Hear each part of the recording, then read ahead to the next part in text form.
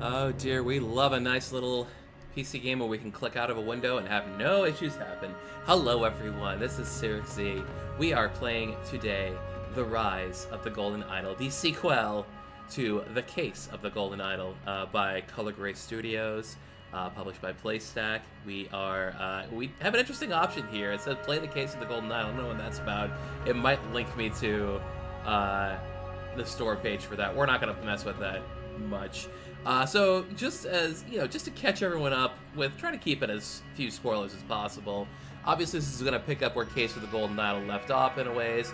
The idea is that the eponymous Golden Idol was a piece of ancient technology that could take and give aspects, I guess is the best way you could call it, from one target to another. It has been used to take heat away from an object, making it cold, and then use it on another target, setting it on fire, for example. It is also used to take a lifespan away from people and give to others. So what the original game was about, of course, was tracking the Golden Idol throughout history, going through changing several hands, and ending up in the hands of a particularly nasty fellow who would try to use the Golden Idol to essentially establish the New World Order. He failed at that, and having failed at that, the Golden Idol itself was busted, and it would seem it did not work anymore. But one of the things that's focal to what appears to be this game is the gem of the Golden Idol, and the gem seemed to be kind of the point that had a lot of the, I guess you would call it, the power in it, of taking and giving elements. So I guess the gem will have a role to play, considering at the end of Case of the Golden Idol, the gem was missing from the idol itself. So I think we're following where it's going to end up. So yes, Rise of the Golden Idol, this was released in October, so relatively new game. Hello Devel23, hello JinVR, thank you guys for coming. Please let me know if I'm coming through okay. I did do a check, but it's always important to make sure that we are still coming through all right. So, I think I'm okay on settings. I've adjusted, we don't have too much, just with highlights in full screen. We'll keep it full screen, we'll keep highlights on. Thank you for the note on the music, the noise level, sound levels, thank you. All right, that seems to be pretty good, and we are going to go right ahead and begin. So, I have heard tell that this first chapter is basically kind of like a weird little tutorial. Since we are allowed to skip a chapter 2, we are not going to do that. We're just going to go right ahead and deal with Constriction, a murderous way out. This game, you will solve scenarios involving murder and other strange events. You'll do this by dragging words into the correct slots with sentences. Solve this puzzle, for example. Police needed to gather evidence to prove the death had been a murder. Ta-da! Everything is correct. And now we can move on, hopefully. Ah, here we are. Now, one of the lovely things I like about this is the stylized art and also the animations. We get a scene. To solve a scenario, you must first explore the location by clicking on all hotspots and capturing all words. And we have to find individual clues that can help us solve the information about what we're seeing. So we'll start with this, a rubber baton. Help! Morgue Braca. A name tag that says Morgue Braca. So we have been, obviously, we're adding words to our little pile here. So what they would do in the past is like you throw it into like a spot down here. It looks like words are just going to be put in this little box over here. We'll see how that goes. But let's see. We have Patients in Special Care Unit C, June 1977, Alexander Jensen, Pacific War veteran. 201 is vacant. 202 is Oriel Toussaint, professor of ancient Lemurian history. That sounds important. That's always pretty important. 203 is vacant. 204 is vacant. Mason Turner, accountant, repeat murder, and Ivy Hayes, beauty salon manager. So this is June 1977, so we're in the 70s right now. And it looks like problems are happening. So already I like the idea of like, hey, here's all the words you got, and we're letting you know they got put in your box, so they're all there now. Pack of Sweet Pine cigarettes. A ring of keys. So yeah, I guess it says this hotspot has been discovered. That's what it's giving me info on. Okay, it looks like we have a straight jacket, and it says Redwood on it. Could it be the name of the guy? Could it be the name of the place? We'll see what we get there. Prom! The pull! Prom! A chewed cloth strap. So the location has officially been explored, looks like. You get to hear things. And bottom bar elements has been opened. Click on the following elements in the bottom bar to open them. Words, names, and events.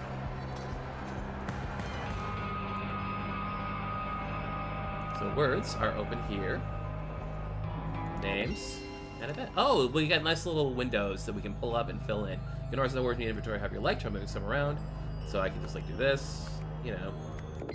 Cute. You can quickly hide and show all the elements you last had open by pressing the I button. Oh, that's cool as well. I mean, there were some issues with the first game with the interface, how it was a little clunky. So, I like how we can just, you know, pop up and pop down, and we can how to play as well. Settings, hints. I'm assuming this is hints. I'm going to leave it for now. I do not want any hints right now. Okay, so let's take a look at our stuff here. Let's drop the thing and I'll get to work. Let's see here. This is obviously a prison guard. We'll call him Mort Braca.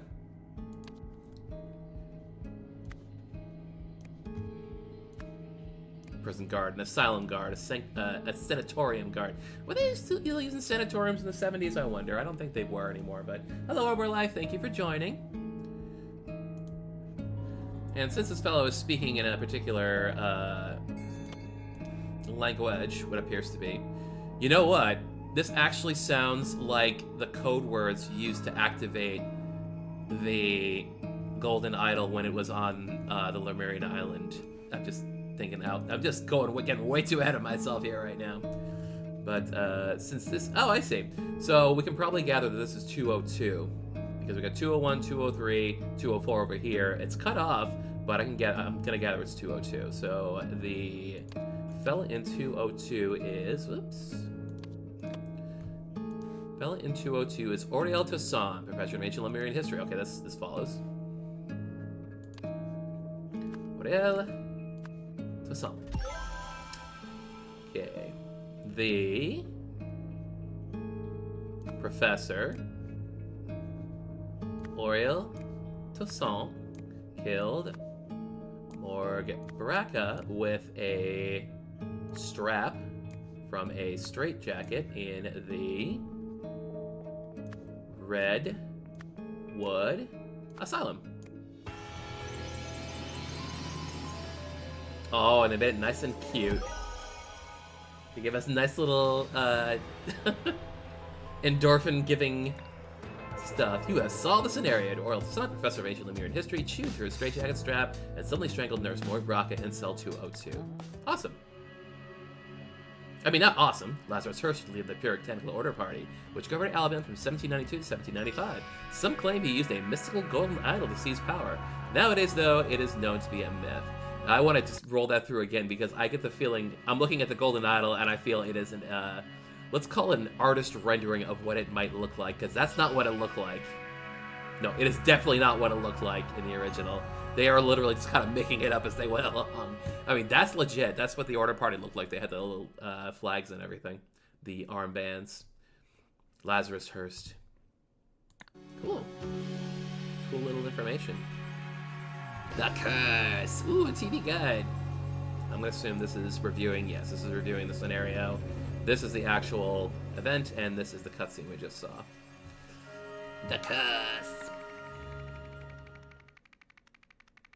Congratulations on finishing your first case. Welcome to Chapter 1 of The Curse, in which a strange threat looms over New Wells. Oh, you need... Hello, good to see. You need some Old Toby or Longbottom Leaf. I get it. All right. So... Okay, these are individual cases. Academic impact. The death of a brilliant mind. Loading. What we got here? We got a running car. We got something hanging from the bridge. We got what appears to be a vending machine. A dead dude, perhaps? All right, let's just start checking. Here's the car. Car's engine's still running. Cool. Good to know. Oh my god! Is he dead, Cyril? Wedding band. And dear Deborah, I am saddened to hear that Brandon's exam results have been rather poor. It seems your son has taken after his father. I warned you about marrying into that family. Mommy. Deborah and Brandon. I'm glad she's carrying that letter around, just to remind her how crap her life is. Oh, I don't know. What should we do? Another wedding band. Bagman, 1970, a driver's license. Hello, Game Dev Surge. You're 4 trophies away from Platinum on Yakuza 3. Hey, good luck, man. The one that was the hardest for me was the climax, the ultimate match one. So best of luck to you. Hope it goes well. Card key.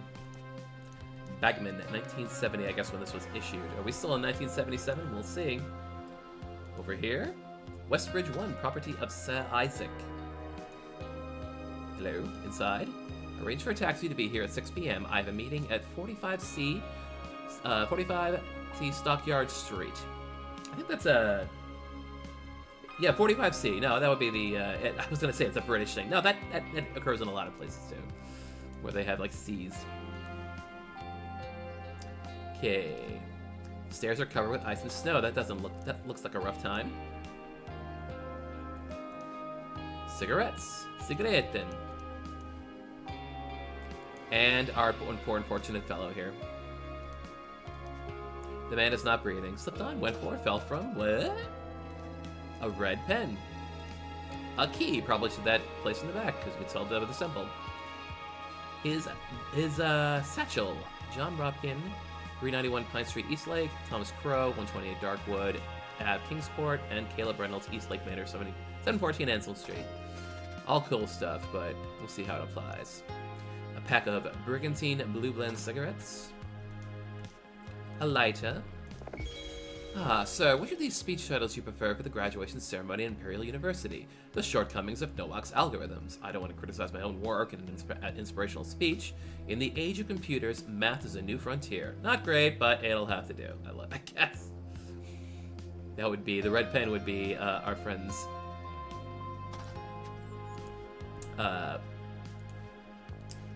this would be a property of Sir Isaac, so I'm going to say his name is Isaac Nowak.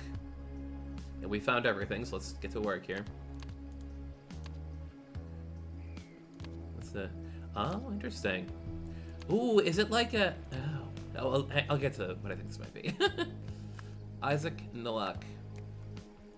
Jabra.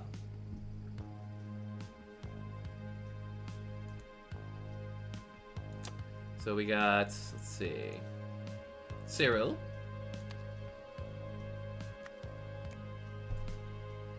Bagman, and Bagman. Bagman, and Nowak. What? Oh, backwards. That's better.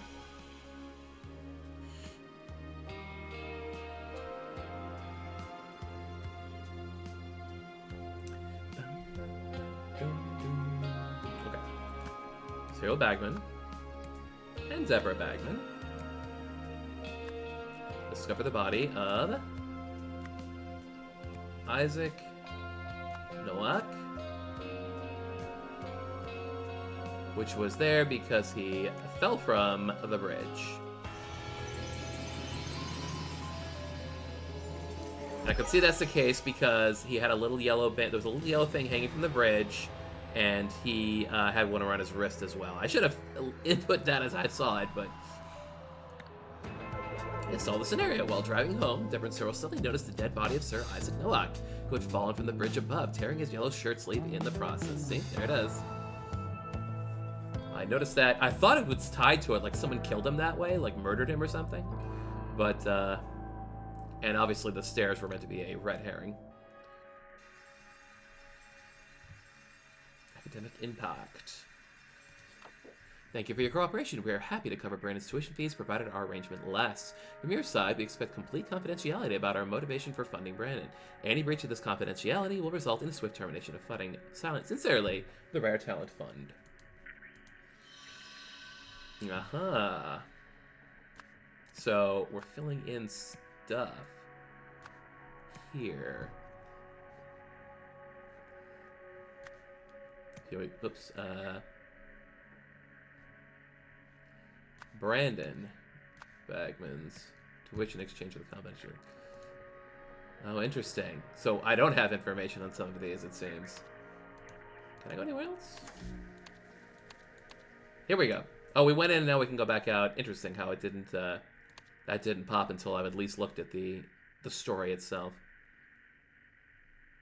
A couple days later, somebody offered to fund Brandon's tuition in exchange for something about whatever, and whatever. Okay. Meanwhile, the news.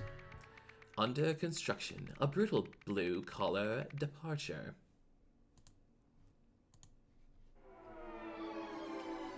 Okay, April O'Neil reporting over. Look at these goofy little construction pieces of equipment. Oh, I love it.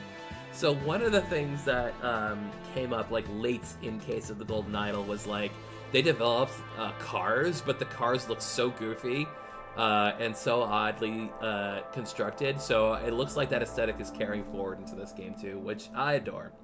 All right, let's start up with April O'Neil over here. Which has resulted in the death of foreman Joel Gregson. An upsetting accident indeed. This is Miranda Meadows from New Wales Regional TV. Back to you in the studio. There's a dude coming out of the John. It's like, what happened, guys? A blue thing. Best Bill. That's what I need. I need a mug that says Best Bill, even though my name's not Bill. What's in the orange thing? Safety rules. Who doesn't love safety rules? Also the words go automatically as opposed to having to click on each individual word to log it. When operating grade 2 heavy machinery such as demolisher, excavator, or cutter, check the machine status lines, report to the service team if you see any errors. Interesting. Green, green, green. All in the green. Green, green, red. And let's look at the yellow one. Green, green, green. Oh. Picture of a dude with a fish. Nothing else really in here, though. Okay. Hello.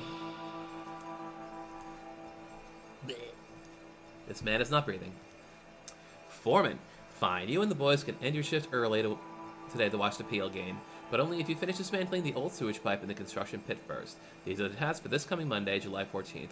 Werder should start digging out the old electric cables. Totsky must finally demolish that red garage building. Sewage pipe, Werder, electric cables, Totsky garage building. Cool, cool, cool. Gents. Yeah, shit happens, Monty. Shit happens. Shit. And we missed a pale game as well, Ted. It was all for nothing. Monty, I feel your priorities are not necessarily in order here. Look, my vehicle's been out of order since yesterday. I requested the repair team. You can check with the head office. So you're saying that the vehicle's not been working since July 10th? Let me note that down, Mr. Jenkins. Inspector Roy Sampson. Case notes. Can I go in the case notes? I cannot go in the case notes. Okay, fine. Oh, my goodness. Luke Brown. An old military dog tag. There's easy work at the old docks. Ask the locals for Hunter Wolf. Benny Crystal. Now, see, I wouldn't sign my own name for that if I was giving surreptitious knowledge to a compatriot. But then, you know, I'm not much of a criminal, so who's this really say? And then you might have guessed this man is not breathing. Hey, Roy, come here quick. Got another corpse. It's fresh, but there's something wrong with it. So I'm gonna go with the fact that the red eyes with black X's in them are not an artistic depiction of death in this game. Inspector Ian Worth. And he's got a gun. Alrighty. Vehicles, names, events. And we can move all these around. Alright, let's start working on some names here, folks. It's always a good idea to start with. So we have Roy Sampson. This fella. And this fellow was Mr. Ian Worth. Detective Ian Worth, perhaps. Miranda Meadows. Excuse me. And this one had a... Yep, Luke Brown. A+, huh? Wow. He got an A+. Good for him. It's probably his blood type.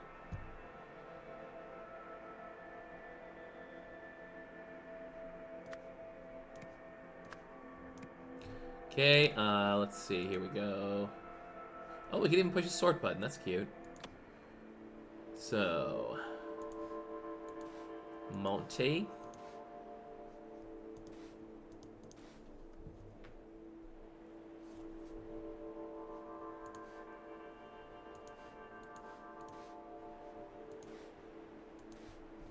Let's see. So one of these guys is Warder, one of these guys is Totski.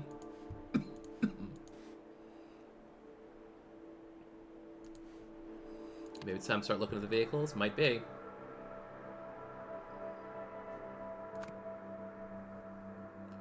So I'm going to check the blue one again. So this is where Bill's place is. So we're going to put Bill here. Nope. Oh, no, we have to give him a name first. So it's going to be this fella here.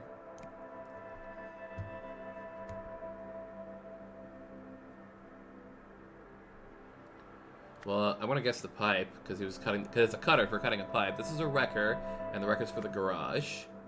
And the excavator is basically for the cables?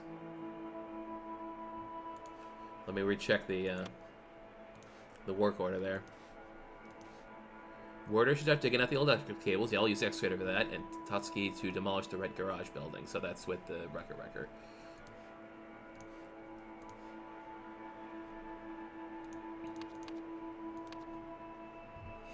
Alright, cables, yep, garage. And then, well, between these two, we could guess. It'd probably be pretty easy. Nope, not easy.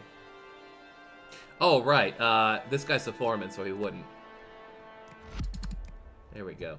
Water,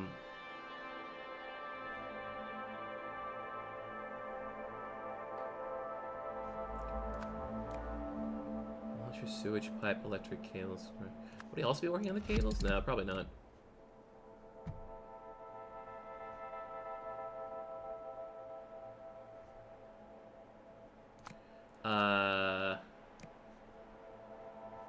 Yeah, no, this is the foreman's the dead one, right? Must be.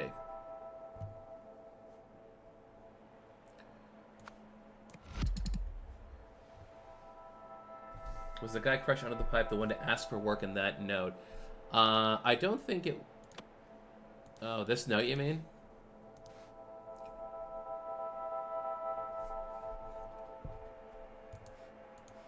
I don't know. Anything else you got to say? Foreman Joel Gregson. So this is Joel Gregson, the dead guy. I probably should have put that in a while ago. Joel Gregson is the foreman. So he's the dead guy, which means he's not... Yeah, he's the foreman, so he's not in here.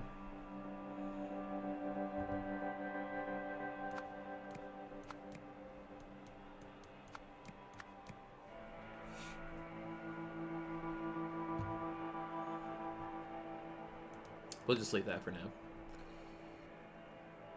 So we have a Warder, a Totski, and a Bill, and Bill was the one with the cutter with the bad thing. With the out of order, whatever it was. Something wasn't working here, but it's flashing red, so that gives us the idea. And this guy is this guy. So he is Ted. Ted and Monty.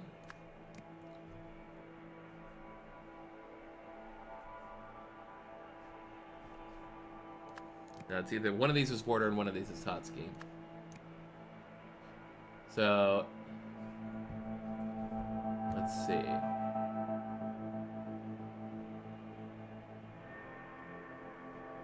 Jenkins. Which one's Jenkins? Was there a Jenkins in here? Where did I get the name Jenkins? Is the big question here.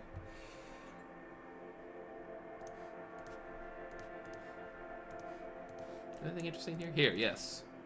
Safety rules, yep. Port sure didn't see any errors, so this is just Jenkins. Where did the name Jenkins come from? Ah, Mr. Jenkins. That's this fella right here. Bill Jenkins. Got it. Cool. I was gonna guess Jenkins anyway, but it was worth the trip.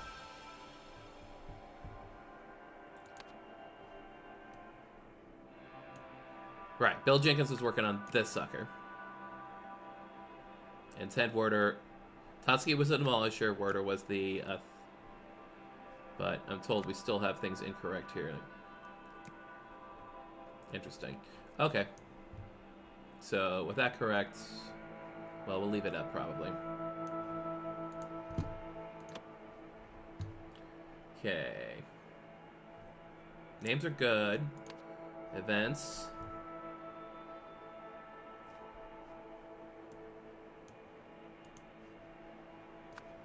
Luke Brown.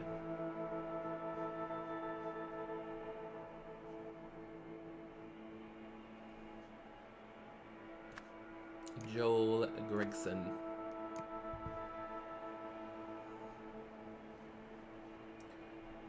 The Cutter. See, obviously this was picked up. Like, this was rolled over onto somebody. Like, I guess it was the excavator. Yeah, maybe the Cutter wasn't meant to be working on anything. Interesting. Maybe what if I could just pull it out and...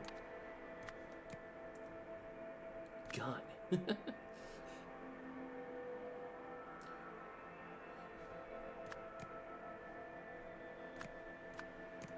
Well, they definitely want a face in there.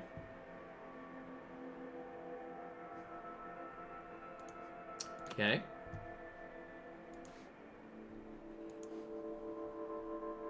Man, if only we got the first part of her speech. That'd been a lot easier.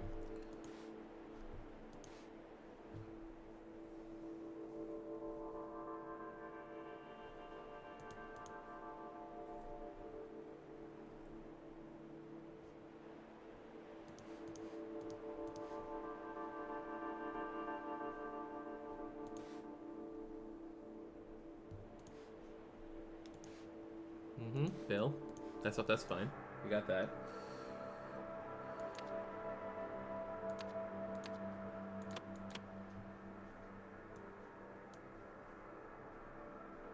Yeah, something's got to go in there.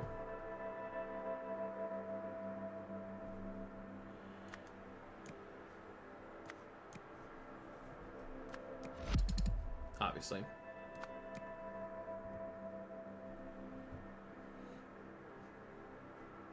That is a machine, though, but didn't seem like he was...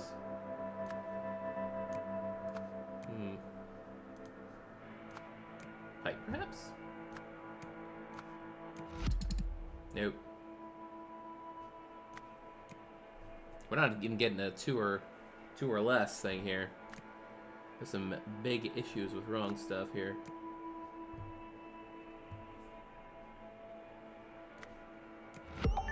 Oh! Don't mind me. See, okay, I'm gonna tell you right now. You probably figured out from what I've been doing here, but I saw all these little lines around this, and I thought this was what they were supposed to be cutting down or taking care of, not what machine it is. That's just me being dumb. My apologies to the room. Okay.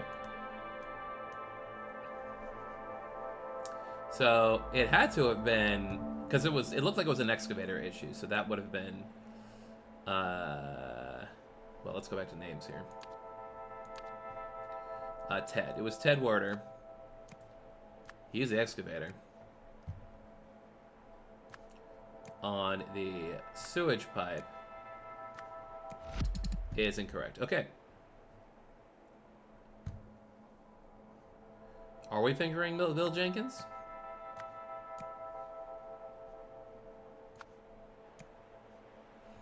Because it really does look like the sewage pipe was, you know, pulled apart here and then rolled on top of. But, oh, never mind. That big dent on the, yeah,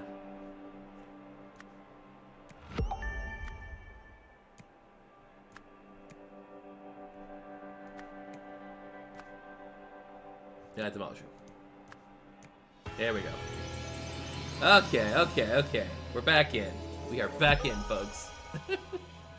Yeah, Monty smashed the excavator wrecking ball, the demolisher wrecking ball into the sewage pipe, which knocked it over, rolled it over on Joel Gregson. Because you guys don't know nothing about safety. Look at that. Foreman Joel needed to remove a sewage pipe, and the cutter vehicle was out of order. Not wanting to miss a pale game, he asked Bonnie to use his demolisher instead. This led to Joel being crushed by the pipe. Police arrived, and during their investigation found another fresh body inside the sewage pipe. Ooh.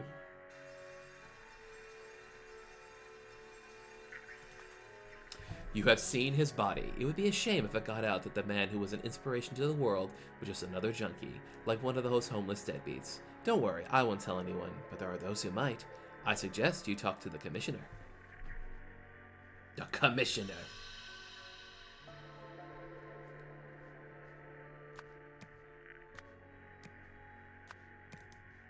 Sewage pipe. The strange kitchen police named whatever. And I don't think we have any new info about this. So, that's that. Who's this fella? News flash. The sudden announcement of a sinister cult. Oh, good. We love those. Those are great. That's good stuff. Alright, we'll start with you here, sir. These are the 2 topics we're going to cover today. I can offer you 5 minutes for a couple of questions now. Press conference at 1 p.m. on December 7th. They expect updates on the high-profile case and the string of bum deaths. String of bum deaths. I appreciate you joining me, Jack. It's nice to see a familiar face. These vultures are after Father's reputation. I convinced the police to release his body today so we can start preparing for the funeral. Unfortunately, it would have to be a closed casket ceremony. The fall has disfigured his face.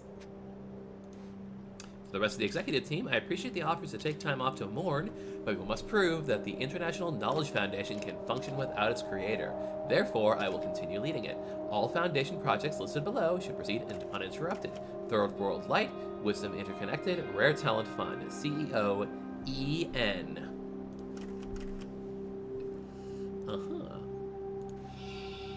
I know we haven't been close lately, but I had to come and support my cousin. Don't worry about the closed casket thing. Your father was the greatest scientist of the modern age, and I assure you his legacy will live on.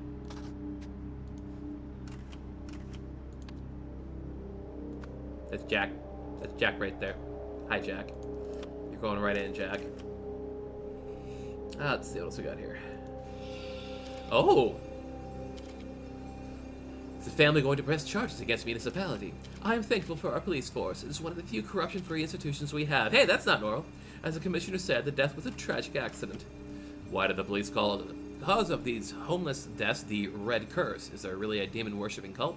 It's just shorthand. We strongly believe the deaths are linked to a wet demon-worshipping drug cult, and we plan to involve experts from out of state.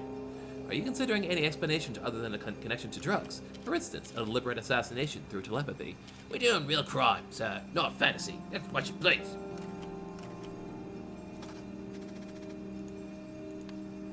Conference.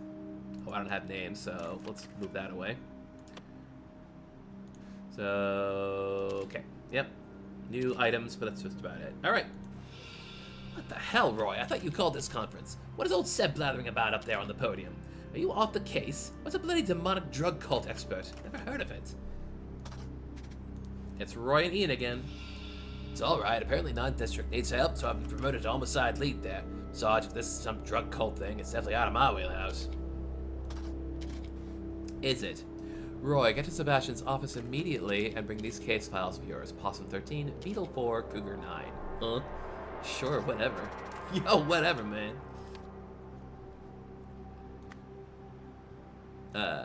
Roy. Ian. And Chief Sebastian something or other.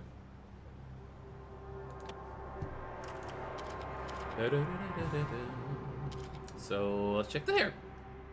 Oh, lovely. Beetle 4. Monkey 34. That's a new one. Gecko 71, also a new one. And Tiger 98, who apparently was shot a lot. Throat cut. I don't know, and don't know. Oh, here we are. Autopsy table. A. Cause of death, hemorrhage from bullet wounds, murder. Body release date, December 11th. B is unknown, connected to Cougar 9, December 7th, 1977. C. Blunt trauma to the back of the head, January 1st, 1978. D is fiction with rope suicide. To be concluded, I guess. Body release date, I suppose. So we have a C. That's it. That's all we got. Anything else in here? I think. Oh, yeah. I was just leaving this is all. The police station. It's over here in the police. This is. I'm assuming this is the chief's office. Interesting. A reverse K on his neck. I saw that on one of the bodies downstairs. Ah, case named Cougar 9. Red Curse cases opened July 11, 1977, led by Roy Sampson. First victim, Luke Brown. Potential witness suspects, Betty Crystal. Friend, Hunter Wolf. Work. So they found that note with Luke, and that's where they got all that information. The victim is a new thing. This is a picture of, I don't know. But we'll get to that. Case name, Possum 13, Small Canal case. Opened December 1st. Roy Sampson, homeless individual, alias Dirty William. Found in a container at the old docks on Stockyard Street. Cause of death unknown, but clearly connected to Cougar 9. So I'm going to assume these clear connections are red eyes with black X's in them.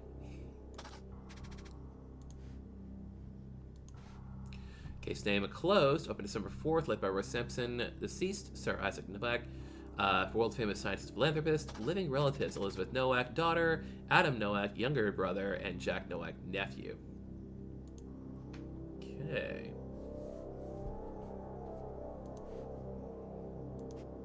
The Allied States of Hesperia flag.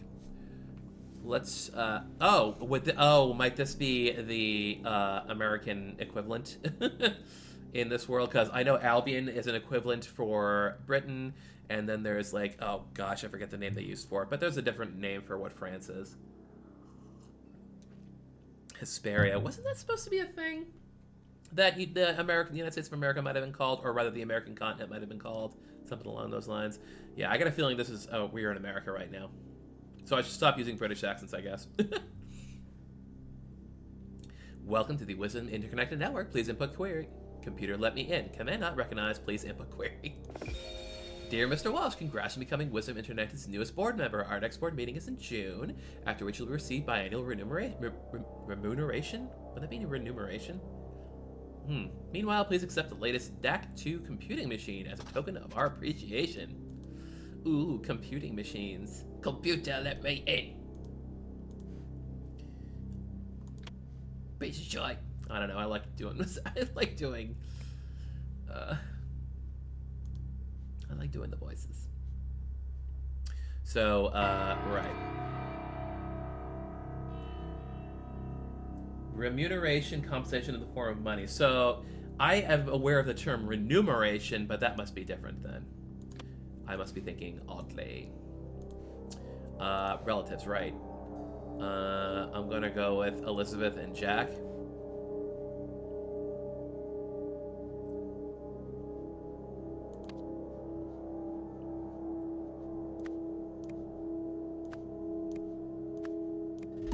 Woohoo! Alright, the conference. During the conference, Sebastian Walsh claimed... Lost his name all the way. Also, there it is. No, I could just do this. There we go. Everyone's all sorted now. Oh, let's see. So I gotta go back out to the conference itself, I think. Okay.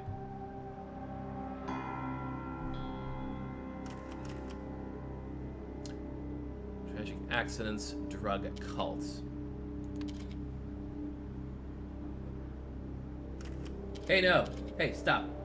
Scissor 69, you can't say that. Wasn't it 61, though? Oh, I'm sorry. I was thinking Metal Gear Solid 2. I need scissors. 61. You stop, though. You behave. The case... We gotta figure out whose each case is. I need scissors. 61. Has the case has a strong something. Let's go working on the folks in here.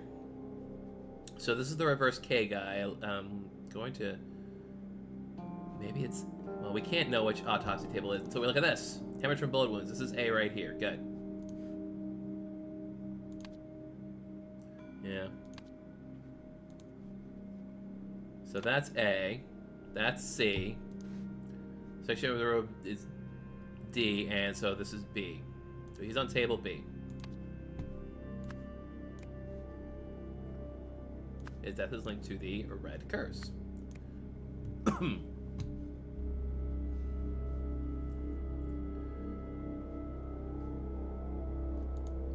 So this is still Nowak, right?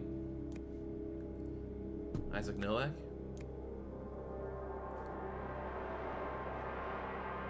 Oh, maybe not. Hang on, let's pull that out.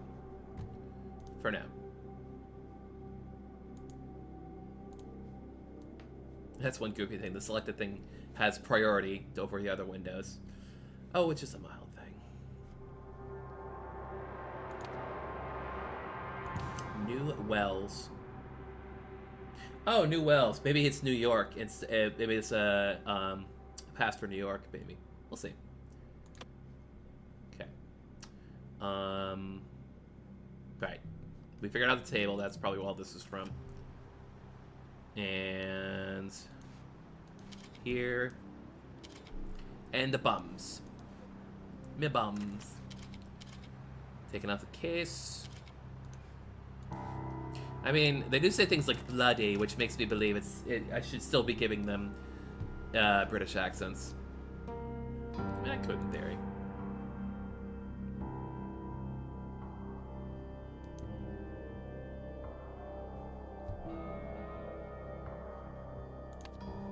I don't see why it wouldn't be Isaac Nowak. Case Cougar 9. Oh, that's... Sorry. That's... Hang on. Possum 13. I don't want that. No.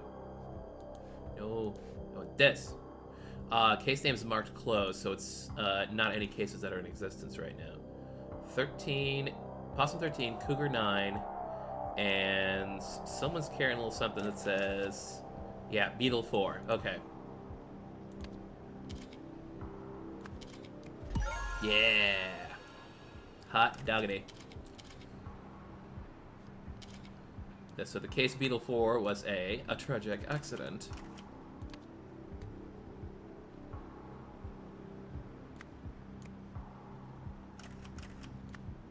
And the case, something has a strong...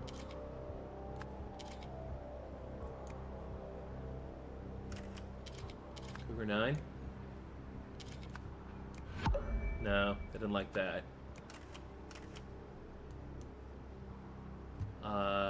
Drug connection. Yeah, there we go. Yeah, I don't think it's drugs. Just me. Just my guess on this one. Let's please. Let's go to preference and victim of the red curse.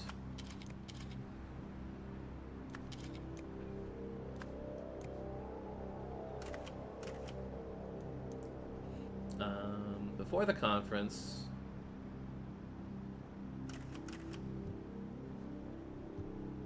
so this is offered a something and a computer.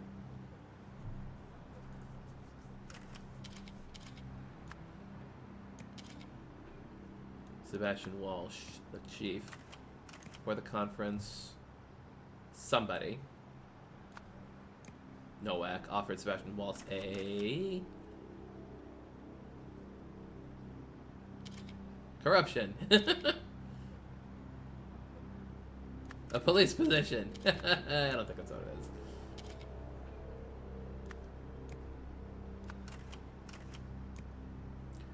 Declared that Isaac Nowak had been the victim of a tragic accident. I see. Is it Elizabeth? Nope. Maybe it was Jack.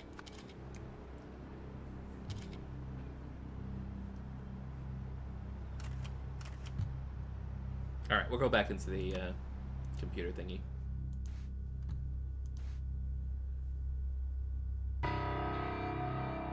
A board position. A board position. Got it. So here we are. Board position. And I guess it's Elizabeth? Yeah. Cool. Good old brute force on some of these. So they were gonna say, hey, it's the Red Curse, and the let's just call it the cult and the conspiracy people are like, no, it's not a curse, it's an accident, get out of here. The day the conference was announced, Elizabeth Nowak visited Police Commissioner Sebastian Walsh and offered him a lucrative board position with one of the foundations she led. In exchange, she wanted to hide facts about her father's death. Sebastian accepted the proposal. He swiftly promoted Roy Sampson to another position and took over the conference announcements. So Roy Sampson is off the case. Summary of evidence. I'm going to say it. Excuse me. To Roy Sampson, December 6th, Beetle 4 had the same affliction as Cougar 9, strong. Beetle 4 and Cougar 9 had the same cause of death, weak. Foreign substance present, Cougar 9, 0, Beetle 4, 0. New Centric Forensic Lab. Cougar 9 notes. Notable places, Benny's Place, 380 Low Street, drug pushing office. 3 warehouses in the old docks. The FARP warehouse, 45A stockyard, but not less than without a warrant. Old warehouse, 45B stockyard, decommissioned in 1950. Homeless congregate there. Steelside warehouse, 45C stockyard, completely empty with evidence of recent cleaning. I believe 45C was mentioned not too long ago. Notable witnesses and suspects. Benny Crystal claims he hardly knew Luke Brown and they were not friendly. Advised contacting Hunter Wolf, who has a workshop in Steelside warehouse and offers odd jobs to people like Luke. Hunter Wolf was unable to find this person. No traces in the Steelside warehouse or anywhere else in the docks. Hunter Wolf is a mysterious figure. The Red Curse. A few months later, the famous scientist Noah is discovered dead by the Bagman couple. After being contacted by someone...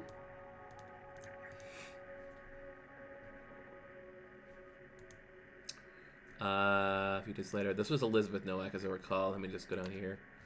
Because this is a... Nope. There we go.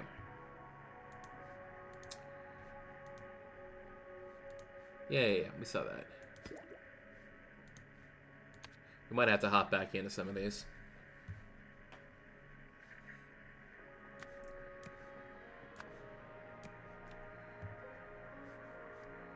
Found...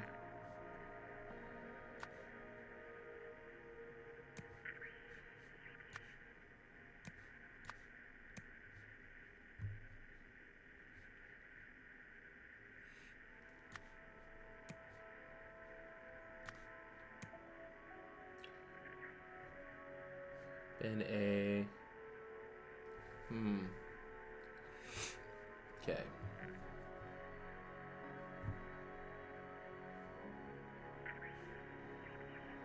Yeah, at some point I seem to remember seeing that Elizabeth Nowak is in charge of a lot of this. This is a Red Curse thing.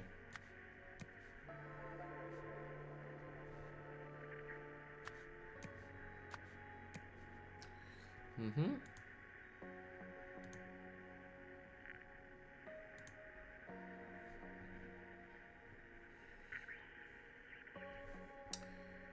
Okay. Farp. Bark.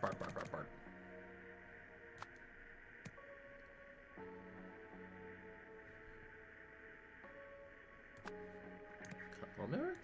Drug user?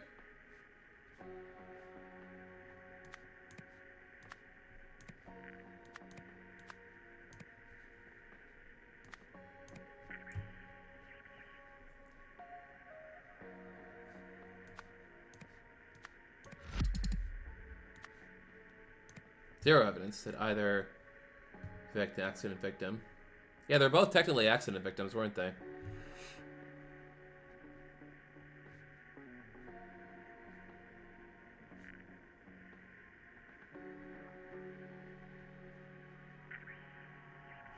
Drug user in here? Oh, yay. Nice. We're getting there.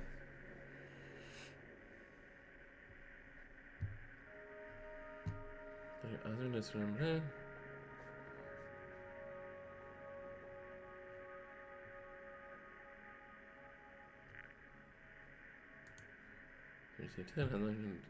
Either.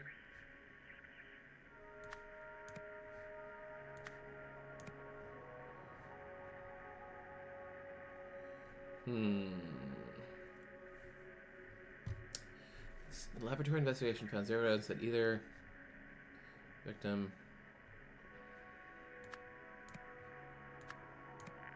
Right. If it's two or fewer incorrect, then all this exchanging isn't going to get me nothing, so I better start. Okay, definitely not that.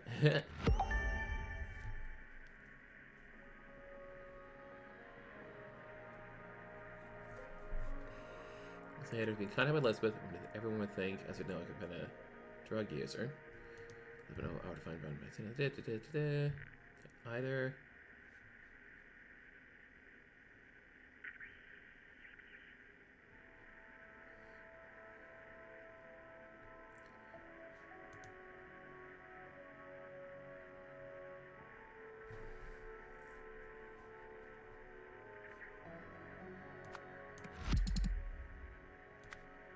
No, yeah, that's definitely good.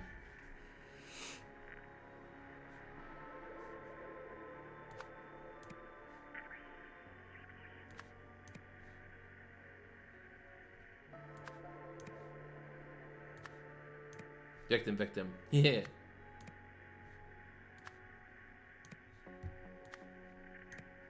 We're just exchanging this all over the place here.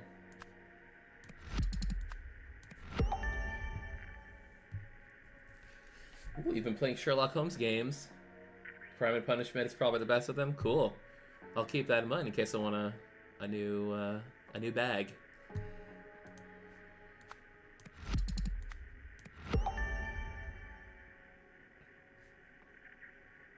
That either cult member? No.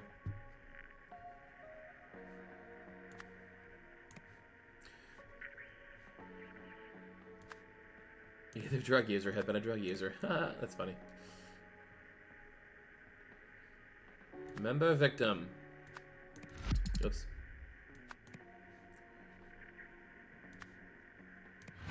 Member murder.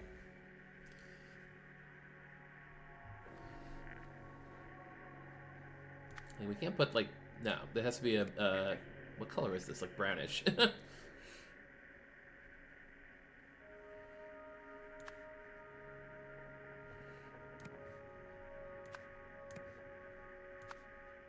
it's not suicide. I mean, let me just pop this down for a second. Right, we want the forensics.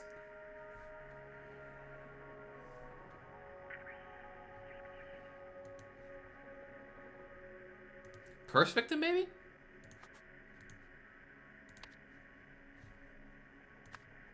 No. Oh, bread. Oh, jeez. Oh man, someone could really have said victim that I was doing that here. Oh, goodness me. That's okay. You're probably screaming it to the screen. That would have been fun. Alright. Ooh, more information. Story 2. Shortly before his death, Isaac Noah met with someone at the, Well, I guess I can hop back in and find out. A certain poll. Hello, welcome. An hour late, but oh well, did you happen to play the demo, or are you holding off as release? I held off for release. This is the demo, right? The first case? I would think. So let me hop back in here and review myself what the note here says. Your taxi, we have a meeting at the 45C Stockyard Street. Yeah. So... Oops, I don't have access to those words, so I'll have to hop out.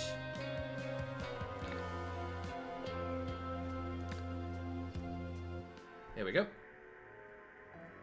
If I need a game between Yakuza games, you recommend Crimes and Punishment. Can be beaten in less than 10 hours. On sale for now, $2. All right, yeah. You know what? Maybe I'll slide it in there. I do still have a small list of games I want to play here, but and remind me of what 45C is, guys. It is a Steelside Warehouse. Got it. Okay, good. Someone connected to the To bribing to stop the investigation into Isaac Nowak's death. It was Elizabeth Nowak. To bribing Sebastian Walsh. Maybe it was Dirty William.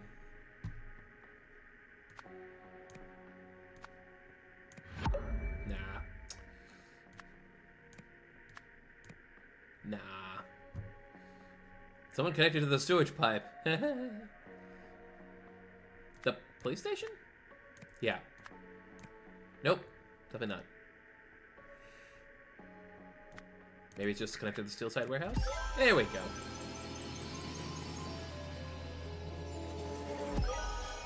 Excellent. Everything is correct.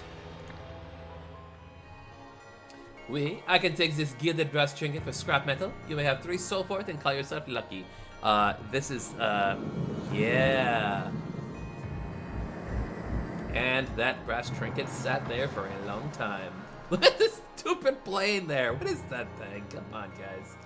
So yes, this was, I believe, yeah, the end of the first game. This was an event that happened at the end of the first game.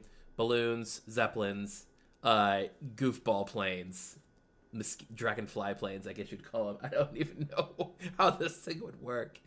But the important thing is someone has come back to take a look at the Golden Idol. 4 reasons. Without its gem, mind you.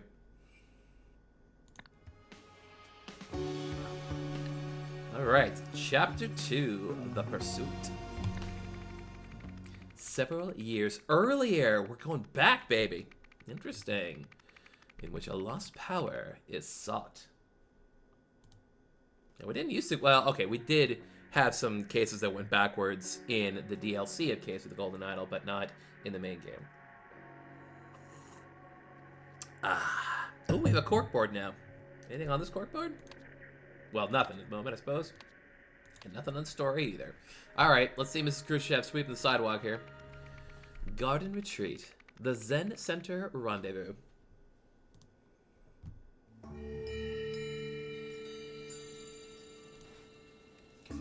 Oh, true, he was always a thief. But did he have to go that way?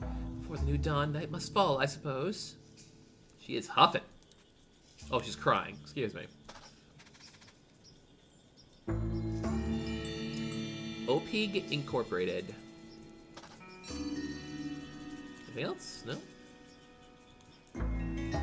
Is this supposed to be tears welling up like under her eyes and getting collected in her glasses? Because I think that's... I've always loved that cartoon effect where characters will cry and they just fill up the bottom of the glasses like they're a glass of water. Anyway, you're listening to the Psychedelic Hour on Rock FM this fine Friday evening. That was Bad Rug, with their short-lived hit She Pulled Back From My Kiss. The song enjoyed some success earlier this year, but quickly fell right down the charts. Oof. I can't imagine how that's going to apply to the case, but I'm sure we'll find out. What's going on in the fire pit? Ooh, something's burning. A passport. Oh man, never trust anyone burning their passports. HF. To the next area, please. Yep, door's open. The answering machine. Delay the other 2 until September.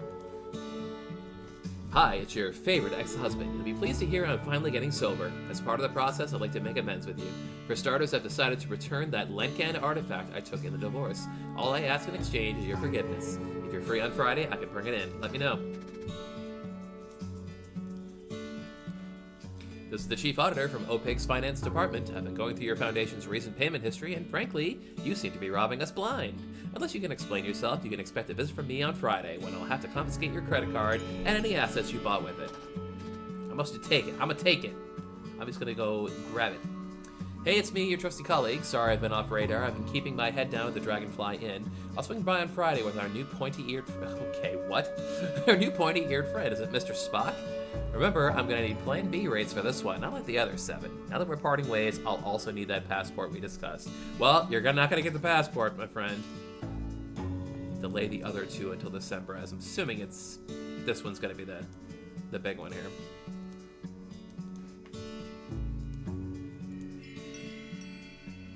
What we got here?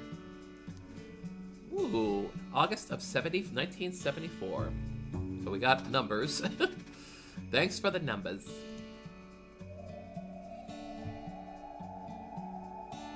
What an odd, creepy place. In the drawer, we have a spray for spraying. I'm gonna assume hairspray, given the and not pepper spray, given the picture on the front of it, but you never know these days. 10,000 somethings. A towel. Strange artifacts. Somebody travels light. Okay, what do we got here? Another strange artifact. Yet another strange artifact. I see. Looking at, oh, that gem though. We know that gem by heart.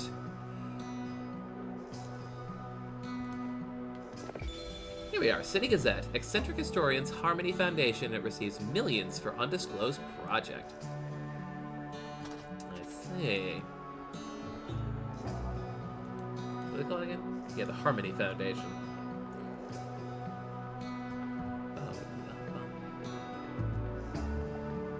Music's nice. I like this. It's chill. We're still missing something though. Is there another place to go?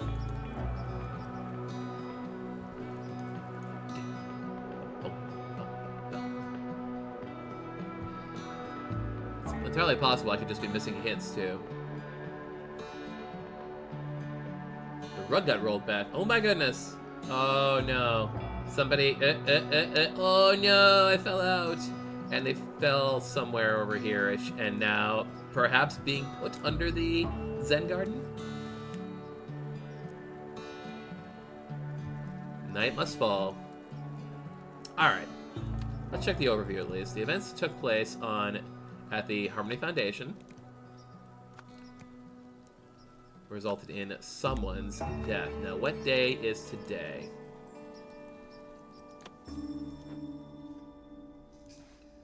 I don't. Oh. Well,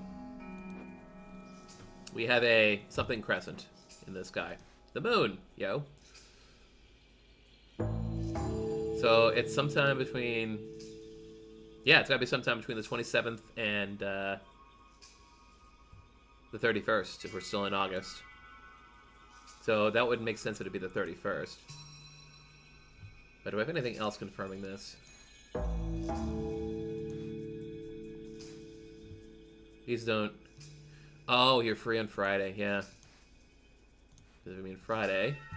Everyone's talking about Friday. Swing by on Friday. Oh, our new pointy-eared friend. I imagine that would be the replacement idol. Because that's what this little diagram suggests. A replacement idol. So 31st, right? Friday?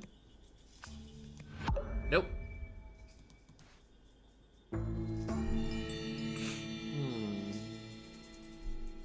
I mean, alternatively, it could be the 3rd, I guess.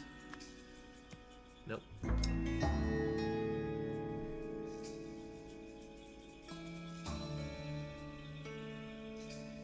Wait, the black... Oh, I'm a dummy.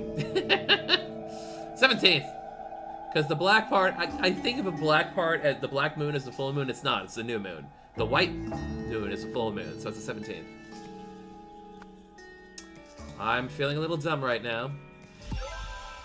Aha! We've discovered a new aspect with this. I thought we'd... Never mind what I thought. Okay, somebody... I'm gonna go with colleague visited historian to kiss...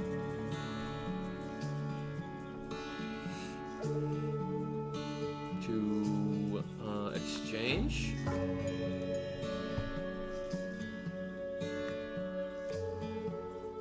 artifact for money. Let me just review this message again. Swing by on Friday with the appointed friend. I'm not going to need plan B rates for this one, not like the other 7 now. We're parting ways. I'll also do that past what we discussed.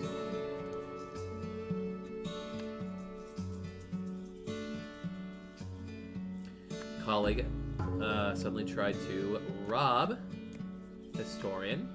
In response, historian sprayed colleague with...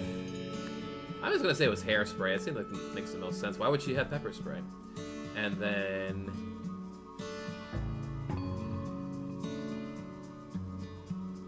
pulled the rug out from under him. As a result, colleague fell and hit a rock.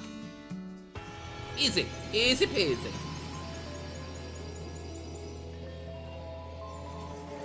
Yo, we do it. Whoever they are, the historian's colleague brought her a strange statue, but then began transferring other facts from her safe into a suitcase. In her attempt to stop this, the historian killed her colleague. To cover up what she had done, she buried the body and burned the fake passport she had provided for him. Ba-dum-bum-bum. What's going on in the book? Hey, Lazarus Hearst! Lazarus Hearst was the leader of the Puritanical Order Party, which governed Albion from 1792 to 1795. Some claimed he used a mystical artifact, the Golden Idol, to seize power. Nowadays, though, this was known to be a myth. That was dumb. Nobody did. No, that's all stupid stuff. Nobody. Encyclopedia Mystica Golden Idol is a fictional artifact said to have derived from ancient Lemuria. Believers make contradictory claims about the idol's supposed function. One popular theory is that it granted eternal life. However, modern historians agree that the idol never existed, and scientists have shown such functionality isn't possible. No one believes this anymore. This horror story doesn't agree. It's probably what's her face here. Yeah, we have no names. We got nothing. It's our boy Lazarus. Lazarus Hess. Give me a new place. Here we go. Checking in on Behind Bars, an alarming incident at Sternwald Prison. Okay. How many screens do we have? We can go down. A little map. There's the fire extinguishers. There's 1, 2, 3, 4, 5 cells, and then the stairs. That's a lot in there. Oh, here we are. Cells. Pakenham, Utley, Beswick, and Blythe. Rules. No gambling, no tobacco, no cell decorations without an officer's permission. Henry, it's absurd that the cell numbers run from left to right in some hallways and run right to left in others. When you install the new signs above the doors, please pick a direction and stick to it. Henry. Henry. I'm talking to you, Henry. Alright, pal, what do you gotta say? Not that one, you muppet. Start at the end of the hall. I want all these cells turned over methodically. A pin badge. A handgun. What does that say? Pin badge say? Mamusium. Pale Club. Whatever pale is. Yes, sir, Mr. Kendall. Sorry. Mr. Smith told me to begin with number 28, but you're the boss. He also has a handgun. Dearest Julia, I'm enjoying my new job tremendously. It is so rewarding helping the men better themselves. In particular, I've been helping one inmate nurture his talent for abstract art. One of his early sculptures explored the very fabric of the universe, using nothing but paper. Quite the virtuoso, huh? I like to think I played my part, as I was able to find everything he needed at my local craft shop. He went to Michael's. More recently, the same inmate explained to me his need to precisely prune one of his sculptures to capture the fragility of the human spirit. What a visionary! Once again, I managed to find just the tool he needed, this time in the prison storage room. Unfortunately, my superiors do not seem to see that men like him are just misunderstood, especially our commanding officer, Patrick, who treats them and us terribly. I hope I never become like that, no matter how far up the ranks I eventually climb. Yours forever, Percy. Oh, Percy. You're getting yourself into trouble this time.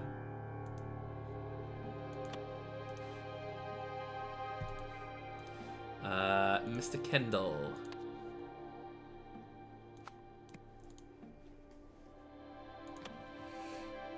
Okay, now we start working the cells. We got... these would be all the abstract art projects, I'm assuming. Yep. An abstract sculpture made of paper. An abstract sculpture made of clay. An abstract sculpture made of wire. Some clay blocks. Glue. Scissors. Safety scissors, of course. And on the desk, we have awareness, splitting space, end of soul, I can hear you, naughty naughty. My dear friend, you may not have heard the sad news that our mutual hero, the artist Alfred Beasley, Passed away on February 8th, 1973, or perhaps that is August 2nd, 1973. I hope the prison officers will allow you to hang this poster inside your cell. May we continue to find meaning in his drawings for many years to come. I know you will agree for Alfred, as will I. As a spiritual man, I believe the key to escaping our torment lies in remembering the date of our loved one's death and celebrating his life each passing year. Whatever comes from this, we must voice aloud our deepest feelings without fear or shame. Your friend, Stephen Arya. Of course, this is a coded message. Find meaning in his drawings. The key to escaping our torment lies in remembering the date of our loved one's death. Whatever comes from this, we must voice aloud.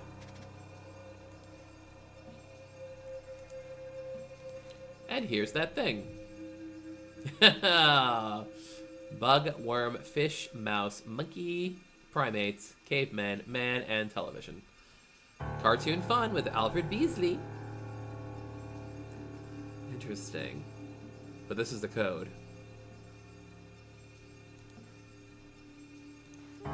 Flowers for Inner Growth, donated by the Harmony Foundation. Harmony Foundation, noted. Okay. A barred window. Makes sense. Oh yeah, this window's right here. Ooh, someone's ticking the days. A pouch of tobacco concealed within this yellow and pink thingy. Wait a minute. He's also got a yellow and pink thingy. It's a very similar design aesthetic going on here. Sheets. And a little booklet. While working in the laundry room, I heard that Kempton is organizing another poker game. Buy-in is one full tobacco pouch. To do. Find out how he always wins no matter what he's betting on. Could use useful as leverage. Over at Sainsbury delivering something next door. Can he be bought too? Update. Surely it wasn't a hacksaw, was it? Sure sounded like in the past few nights from what I've been able to hear over that blasted soap opera.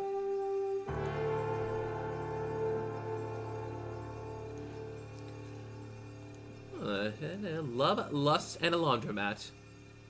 Cooking with Doris. Peel highlights. So, 9 p.m. was when that soap opera was going, apparently. Ooh, a secret compartment with some marked playing cards. They're marked. Well, that's how he keeps winning. Looks like some money, some cigars, and some bows. Whoever this guy is, he's winning good. Sainsbury.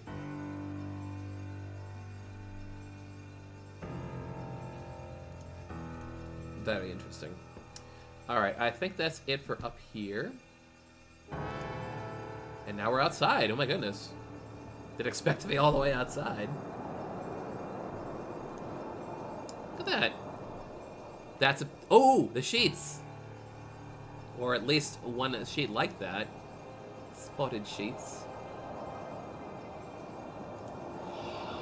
Clean cuts these. Just the pliers and some wire cutters should be enough to fix it. Even this tiny toolkit should have those. Visitor pass. Henry Wakefield, November 15th, 1973. Original visit, maintenance, contract work. So yes, date is month, day, year in the American format. Property of Stonewall Prison. Up the little... Oh, are we missing some items here? That probably this pair of pliers. Or sorry, yeah, and possibly in wire cutters? And a spool of wire. Sorry, what was your name again, sir? Henry Wakefield. You're going on the list. Henry. Oh, Henry. What else is going on out here? No items here. Looks like someone peeled out from here. Tire tracks and all. And what's this item? The drain pipe. And a blunt hacksaw blade. Disposed of in event. Look at that, he got out. Sorry, that would just keep causing noise. Secret message wasn't coded with and could be decoded as. Yep, numbers and I'm assuming bits of paper on the poster that's inside. Okay, this looks into the guard room. Everyone loves their peel.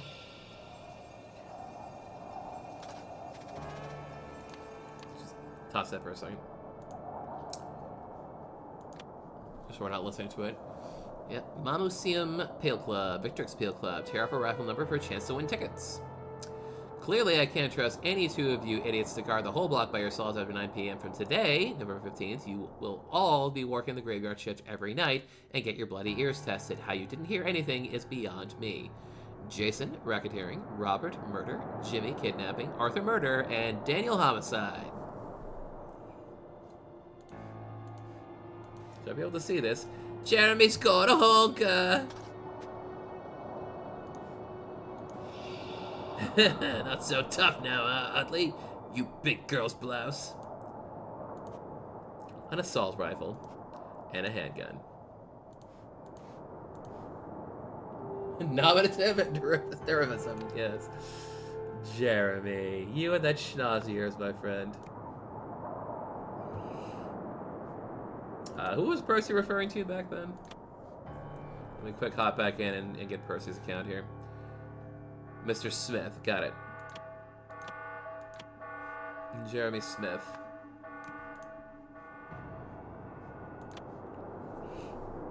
Alright.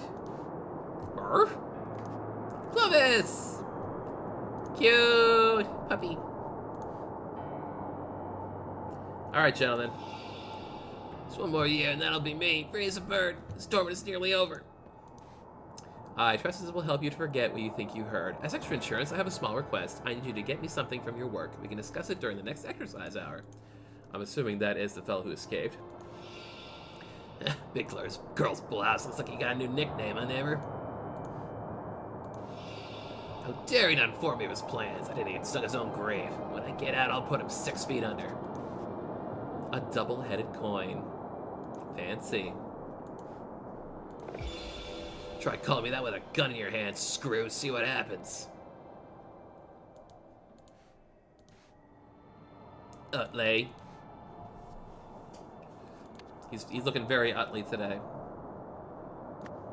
Very Utley.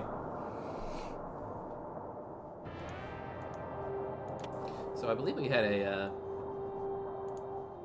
list of names here. Yep, Utley was in 27. Okay, we only had the last names though.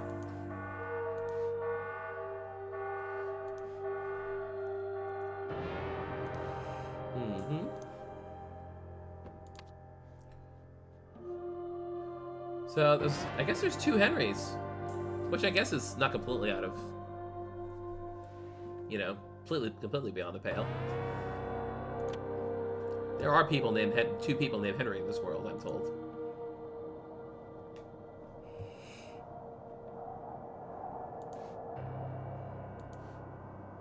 One more year, huh? So we go back into the office here and check the board.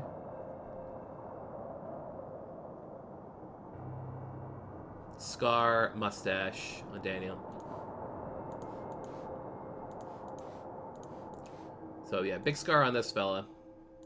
And he is Jason.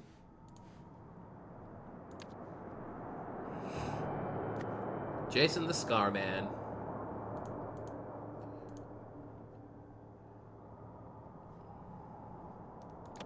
We hop back in here, and Mustache Man is Daniel.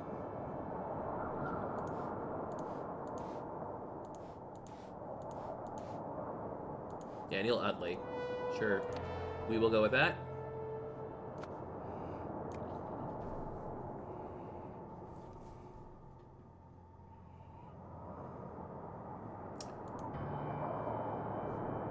And it's this guy who says, last 1 more year and he's out.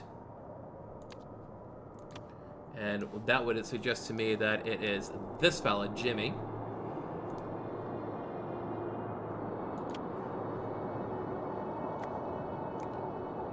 Which, by process of elimination, makes this guy Arthur.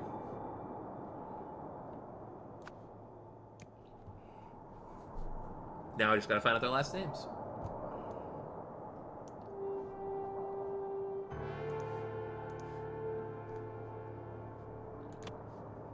And for that, I probably should go back in here. Because we got Beswick, Blythe, Pakenham, and Crossed Out. Let's see, the journal might help with that too. Kempton's organizing another poker game.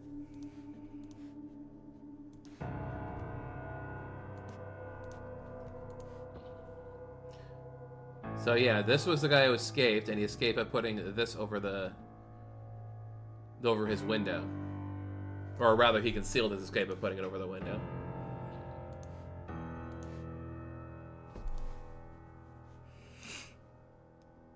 Now they're getting the message. How about cells? Yeah, we can do cells. Here. We'll start with that. There's only 5. Could probably do it by guessing, but where's the fun in that? So 27 is Utley.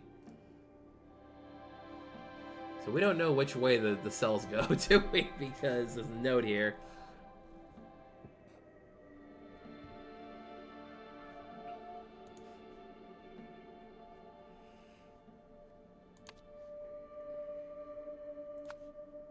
Aswick, Blythe, and Kempton. Well, yeah.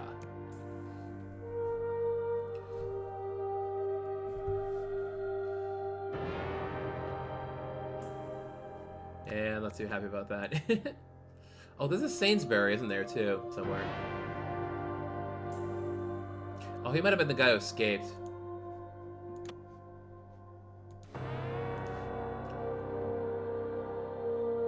Sainsbury delivering something next door. Oh, okay. Well, that makes sense now. This is Percy Sainsbury. Which means Blythe, Beswick, and Kempton are the guys I haven't assigned yet.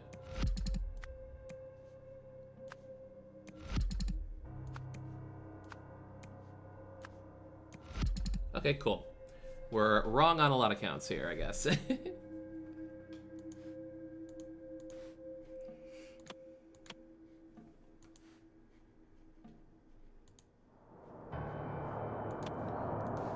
So, Henry Wakefield, yes, is a visitor pass. Okay. And today is the 15th. Yep, today's the 15th.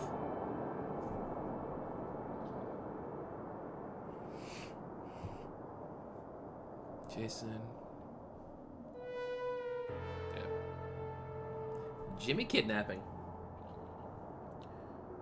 Domino Daniel on the side.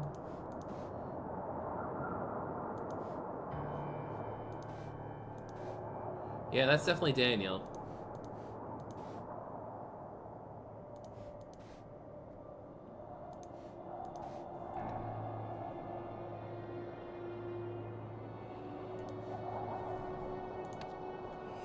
That's Jason. Let's get rid of these now.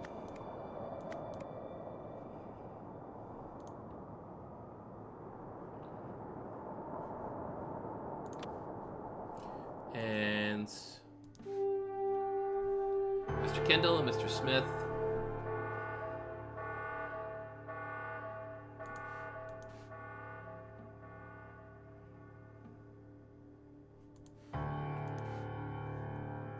Begin with number 28. So wanted to begin with this one right here, number 28, because the other two are over that way.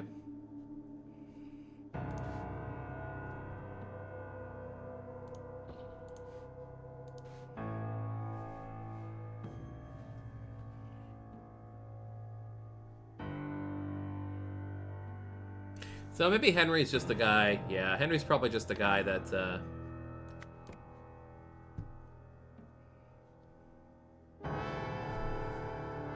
is fixing the thing. Wait, do we have Steven? Who's Steven? Where did I pick up the name Steven from? Shades. Working.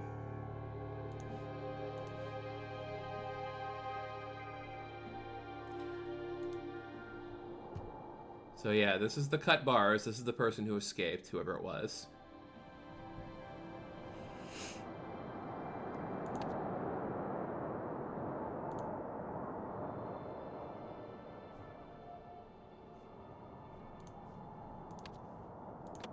This is a nice tough one. I like it. Yep. Climb down the drain pipe.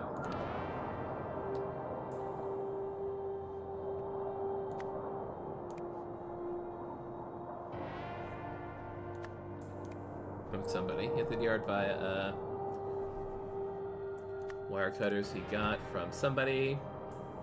I'm gonna say it was Sainsbury. Percy Sainsbury.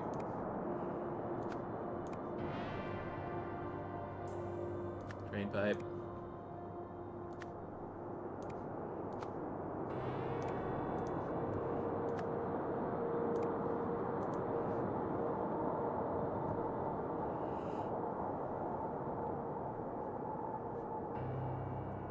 To the bars from his window.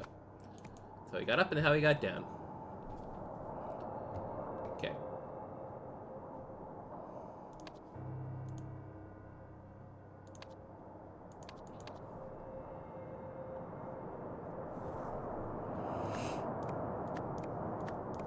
I know this is wrong, but I'm... Never mind! Okay! Good old wild guessing. Does that every time. Works every time. Alright, so... that makes... we can cross-reference that with the cells in here.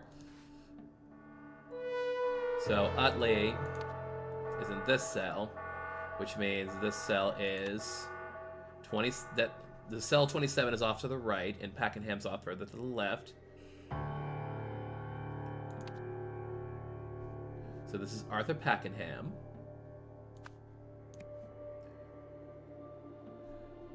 This is then blanked out. I think it's Kempton.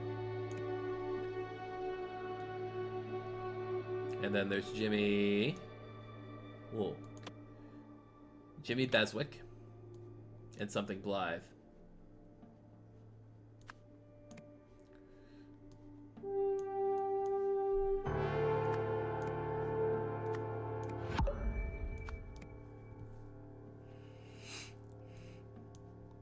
Yeah, this guy's name has been blanked out. It's Jason something, but... I was feeling I was just guessing on that one. Alright, this I don't need right now. We'll get back to the secret message. Arthur Pakenham, Jimmy Beswick, Daniel Utley. Something Blythe was in cell 30 and is now out.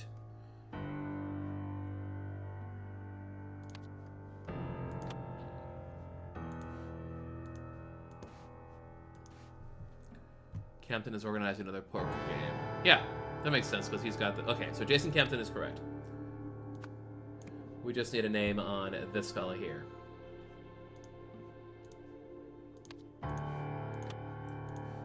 This guy. Mr. Kendall. No...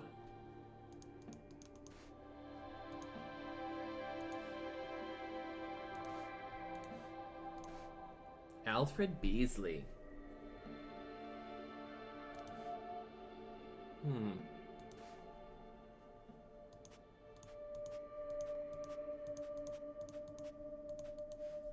So it's not Beasley because that's the person's name in the thing.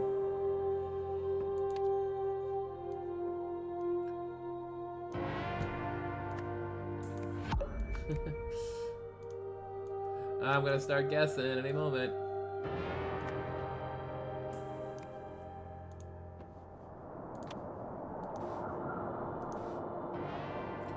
This is Robert. He is the one who's in Murder for Murder Life. Really? So this is not Robert. Robert, oh, is the other guy who escaped, I guess, huh? Interesting.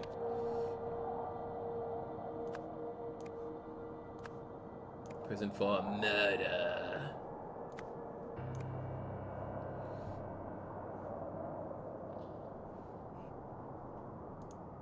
Okay, sheets. Sheets, wire cutters, and saw blade.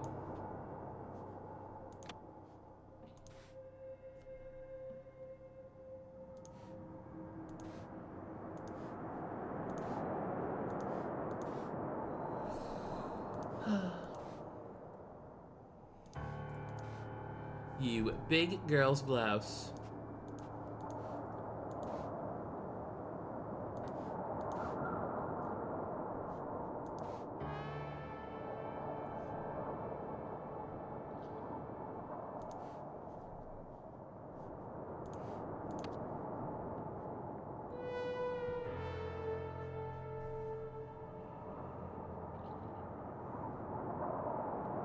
But it's not Henry Kendall, is it? No, absolutely not.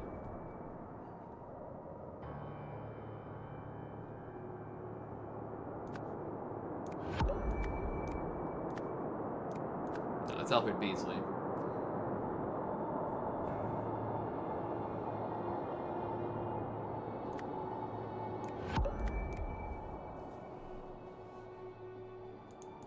Okay. Is there anything indicating the names in here, I guess? Yeah, it can't be Robert or Jimmy or Arthur or Daniel or Jason. Because Robert's the guy who escaped, Robert Blythe. Yeah, all their first names for each of the prisoners. That's just a thing. That's the dog. Cute dog.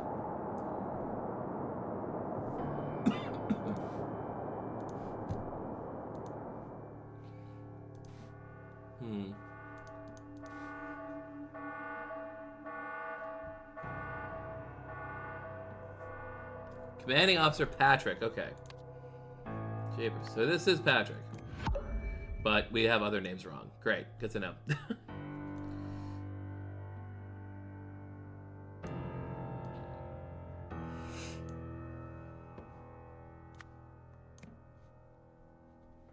Probably just one wrong.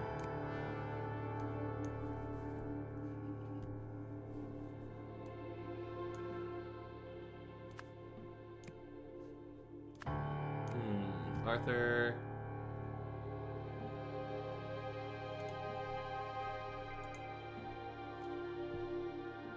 How we doing on time here? We're about halfway through. Okay. Utley.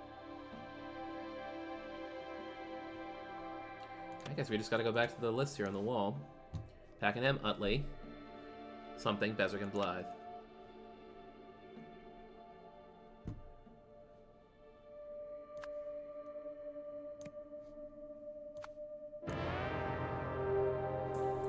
So let's say I fudge this one all.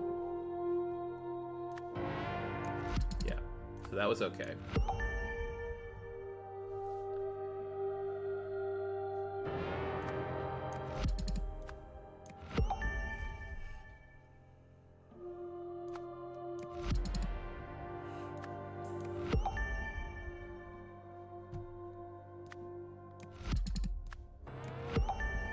Henry Wakefield, Jimmy Smith, Daniel Utley.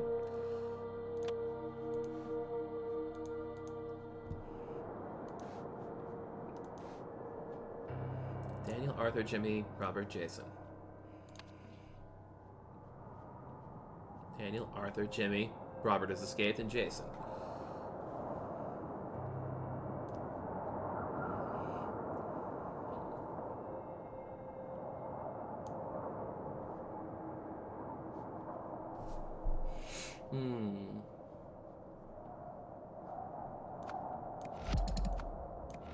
Yeah.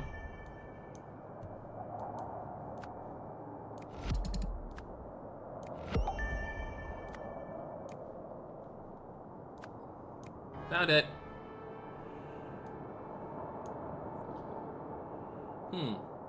His name isn't Arthur? So is he the other one? Is he Robert?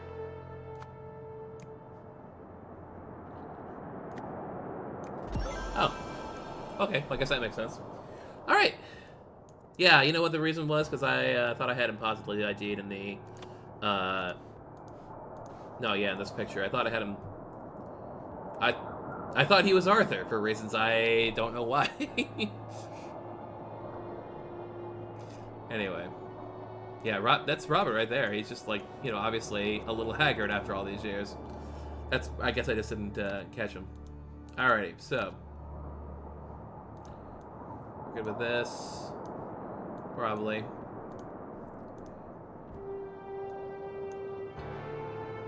And then we go back in for the secret message now. We got it, we got it, we got it. We're doing it.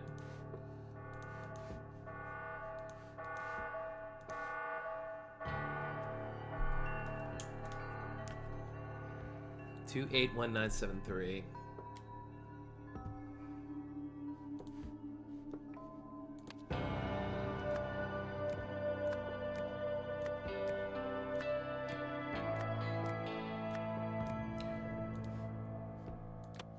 which could be coded as matching colors. That's a difficult thing to do, especially if people are colorblind, but whatever.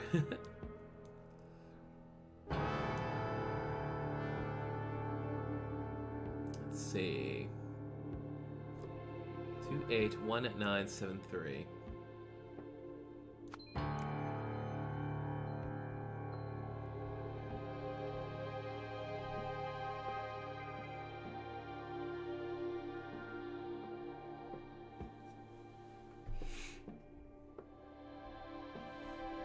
One is a book, I guess? Yeah. 9 is the spine.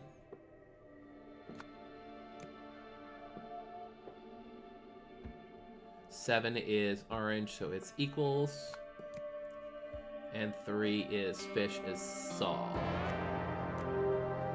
So the first is 2, which is the worm, which is this person hiding here. So what does that match up to?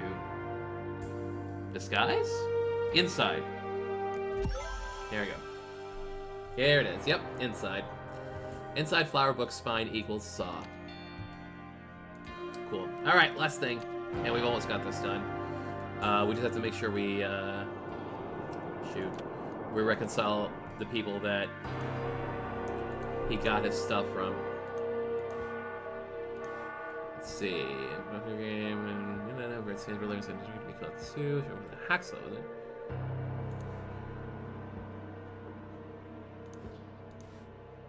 Harmony Foundation. Got from... I don't know. Lady Close to the Wall. He got from... I'm gonna assume this is from Jimmy Beswick, because Jimmy Beswick's the one with the same color sheets in his room. Yeah, there's the same sheets, but there might be only just the one copy of sheets. Who's to say? Then again, this is a concealed thing.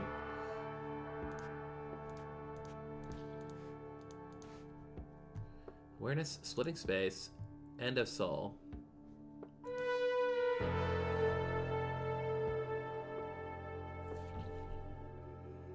Oh, Stephen Aria is the guy who sent the message, so we're gonna call him that. 2 or fewer are incorrect.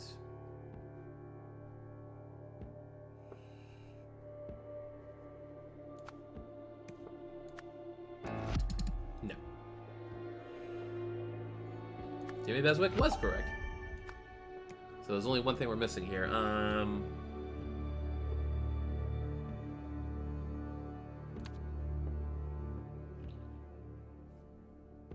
Oh, yeah.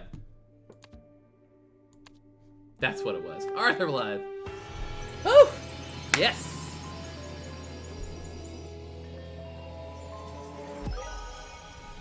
Is Stephen Aria a real name, even? Who's to say? Arthur Blythe received a hacksaw blade from someone outside the prison named Stephen Aria. He used the noise from a fellow inmate's television to cover a sound of him sawing through his window bars at night when the guards were understaffed.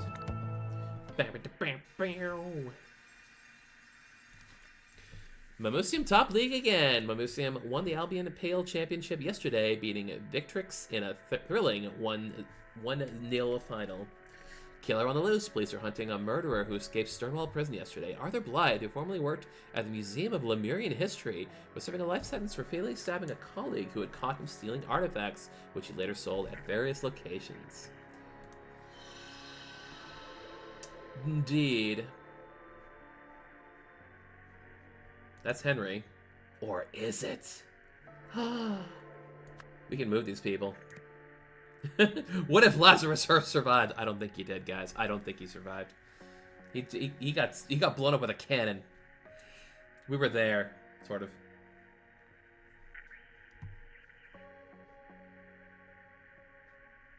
Interesting, though. Yeah, I don't think there's anything else to go about that. So, let's cut this here, and next chapter, something on fire. Got it. Blockbuster release, an immersive experience at the drive-in. But yeah, I'm liking this so far. We are totally back, folks. What? Guys, what's with the outfits?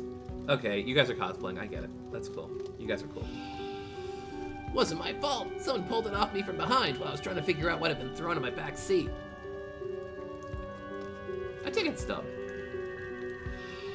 I told you it was irresponsible, but no one listens to old Beck Mason.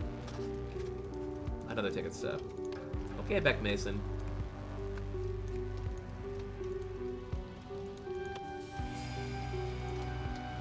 Ooh, a switch box. Lemons. Looks like we have, yep, inspection routine here. MO, screen projector, lights, nepotism, modus operandi. The lock has been damaged and cannot close. What the hell? It's just a dumb bet. You didn't have to go that far. I took a step. The a blank between Mike and Jenny. Tonight we will see blank blank is blank. Winner! Mike, that doesn't count, you still lose. We don't know what the winner was.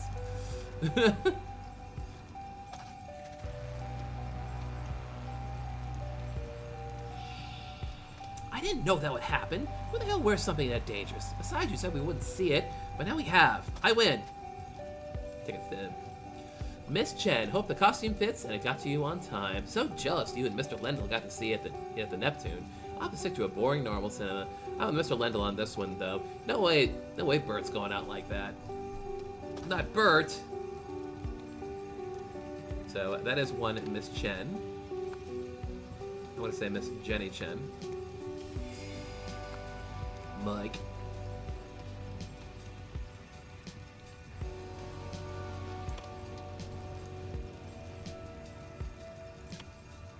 Lendl. Mike Lendl.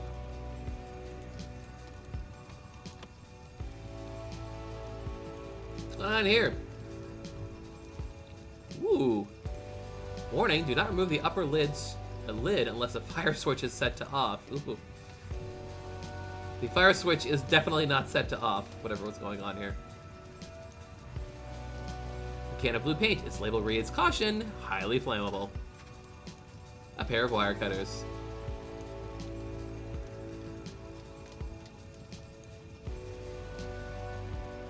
What's going on over here with you two? My God, Laura, we can't get out. What do we do if that car explodes? Take a stib. Hope we survive an actual screening. I heard a Transom and Marini arguing over what happened to Bertrand in this one, and now I really want to see it.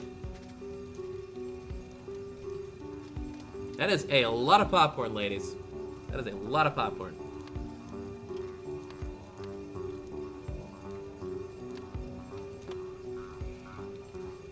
Mr. Vincent.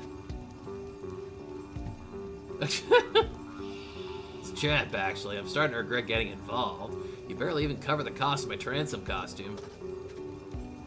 A ticket stub. And 75. Lardals. Move it, Champ. Fire was not part of tonight's plan. Ticket stub and a duffel bag containing a note detailing a plan. Can I see the note detailing the plan? I guess not.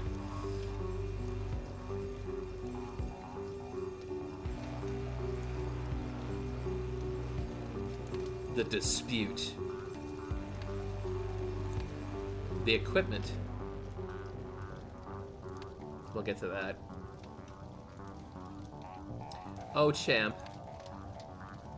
You got hoodwinked, my friend. Okay, now we go to the other side. The image is distorted and garbled. Space Storm! The new summer blockbuster flies into theaters May 1st, Space Storm. Porbo joins the fight against the evil Capitan. Cool, costumes. Porbo.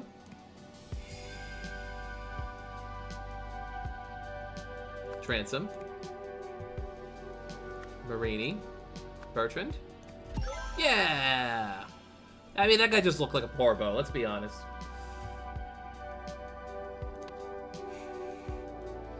Everyone's cosplaying, too. So cute. The Neptune data. Oh my. No one leaves. A fresh coffee stain. I don't think coffee is the thing we should be looking at here. The man is dazed and bleeding heavily. A collectible figurine, a Marini figurine. Ticket stub. What's going on in here? Banned for life, Augie Tamin, and car people. A rotary phone. Sarah? Who stole what? Are you there? On the other line. There's the coffee, so she was in here at the time. But how'd she get the bunk? Excellent question. Or maybe she got the bunk from crashing her car. Office, me, maintenance, Andy, projector booth, and sick Andy to swap in. Projector booth, sick Andy to swap in. My name is Sick anyway. Costume competition. First place, free tickets for a month. Doug Baxter versus Dangerously Authentic Bernard. Definitely better than Parker's. Second place, a popcorn bonanza. Annie Kishimoto. The costume really hooked me. Oh, she's the pirate. Third place, Marini figurine for Tom Power. Super scary, sharp teeth. I thought I saw a better version of his character, but he didn't show up at the competition. Interesting. Which suggests that this is the unfortunate Mr. Tom Powers. This would be Annie Kishimoto with the hook costume.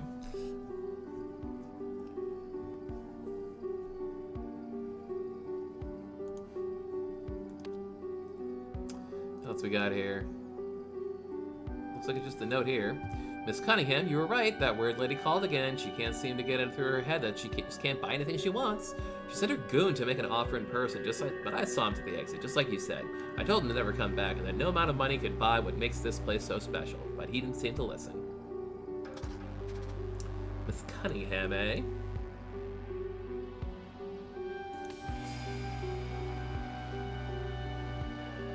Oh, Cunningham didn't get added. Interesting. So this would be a letter sent from the person at this bench, I guess. Intriguing. Anything else over here? I guess that's it. Just the, yeah. We got the costumes all set. Events 1.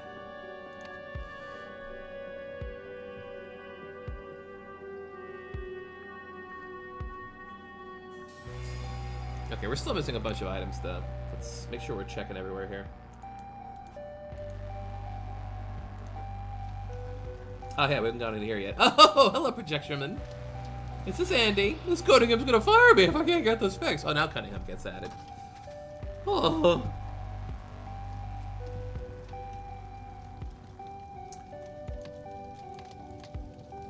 Not Miss Cunningham. Here she is. And this would be the unfortunate Andy over here. What do we got here? The Neptune Difference. We give our guests an escape from their mundane lives with our unique true 3D technology. Enter a world... Oh my god. Did they put the Golden Idol gem in there? Oh no. Enter a world of movie magic thanks to our one-of-a-kind Neptune crystal. Oh, that's good shit. New projector troubleshooting guidelines. Check projectors to power supply. Confirm all internal parts are correctly mounted. If image too small, check lens. If image not showing, check light. If image distorted, check crystal. Pro Screen recommends against stopping projector once film has started. Never stop a film once it's been started. Oh, it's blue now! Okay, the thing with the crystal from the Golden Idol is that it went from red to blue. That's what it does. But you have to activate it. How did they activate it? A lamp. A projector lens, of course, and the crystal. Wow, I can't believe the crystal made it all the way here. It's just at a movie theater. A pair of wire cutters, a cut piece of red wire, a spool of green wire, a screwdriver, a hammer. We are missing one spot and one word. Is it? You weren't carrying anything. Nope, you weren't carrying nothing. One spot, huh? Not the restroom. got your ticket. We got your ticket.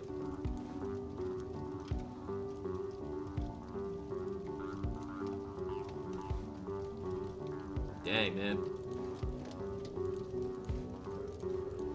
So I'm gonna say this is the guy with the Bertrand costume, so let me check that costume contest thingy. Doug Baxter. Good job, Doug. You won the costume contest. Yeah, I'm gonna go that this is probably Augie Temin, because he got banned and he's probably trying to keep a low profile.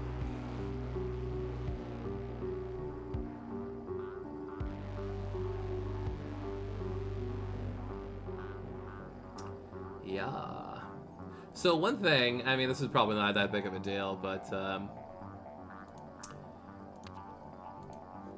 one thing the old game did was at least as you moved names and stuff over to the words, they like got removed from the list, so you can kind of go to a process elimination.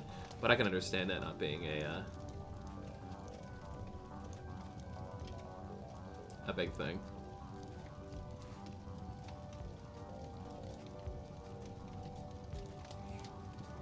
Yes, I'm gonna assume this guy was just trying to sneak in because he got banned. That's my guess. He's not the culprit.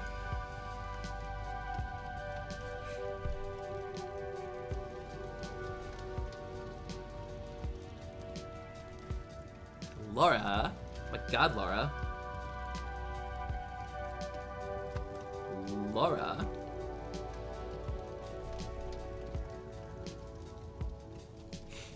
Let's see. Oh, Andy Lemons. Right. A Lemons was in the fuse box.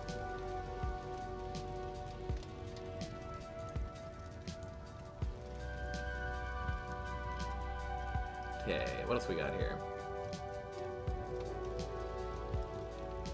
Where do we get Parker from, I wonder?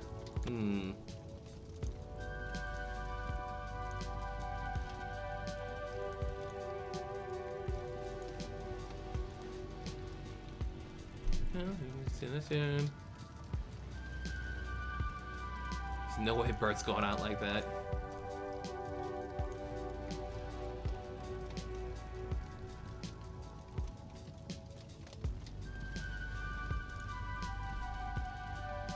The dispute. We're still missing a word. Probably should make sure we find that before I start messing around over here. Okay, Mr. Vincent, that would be Champ Vincent. I knew I saw Vincent somewhere.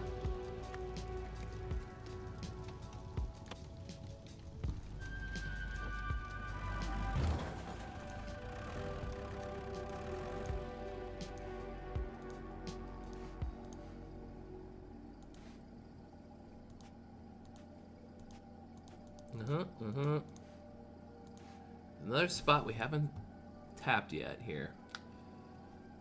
Not this. Banned for life.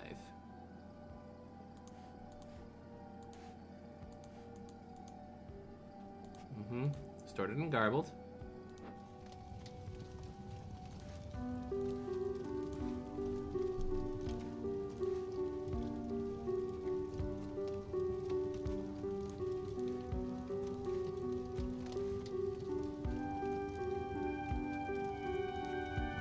Yeah, we got the wire cutters in the paint, yeah.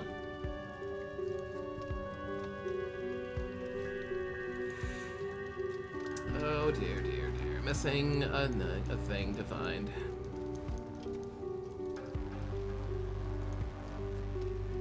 No cars I can check. In here, out there. Anything else in the rejection room here that I'm missing? Just the film, yo.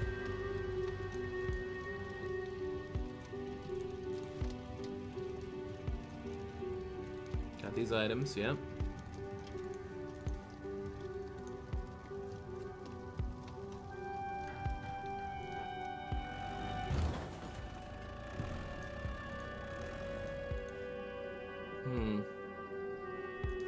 Is there anything I missed here on the poster? I guess not. And this was all set, right? Butler did it, of course. There's that month's supply of popcorn they won. I guess they won it all at once, which is a little much, but...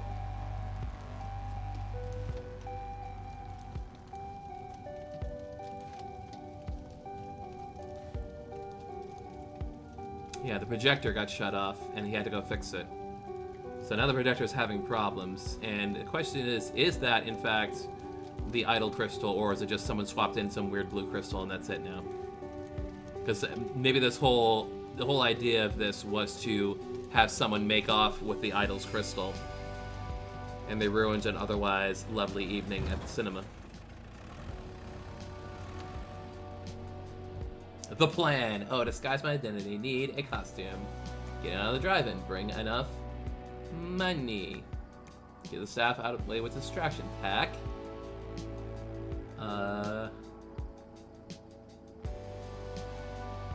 Tooth. Let me search people's bags. I'll have my boiled in plain sight. Bring...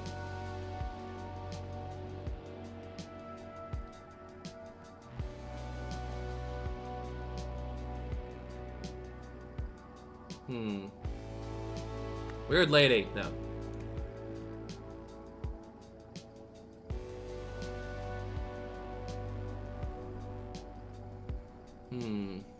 That was the plan. The bet between Mike and Jenny tonight. We'll see Bertrand.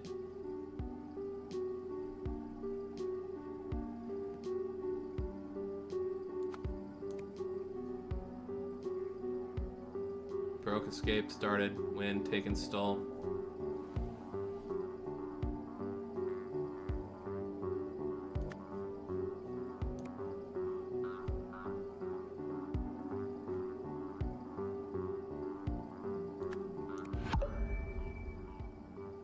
Escape his head. Screen. Projector.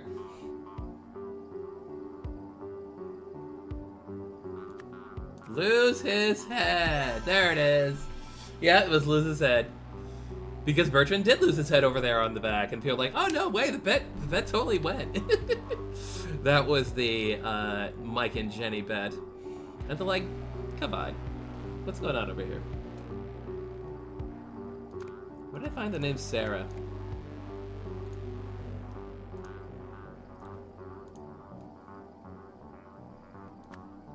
Oh, let's just guess and see if we're right. Hey, we were right. Nice. We're still short on a word, though, and that's the part that's bugging me. I'm having a tough time finding the last hot spot. Pop-O-Matic pops the corn. On the phone. It's not here.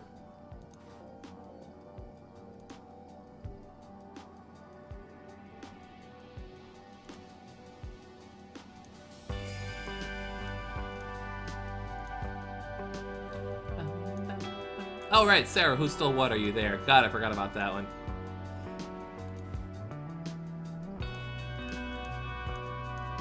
So I get this weird feeling that Sarah Cunningham kind of knows the deal with the crystal in some way, and it was like, I really gotta stop people from running off with it.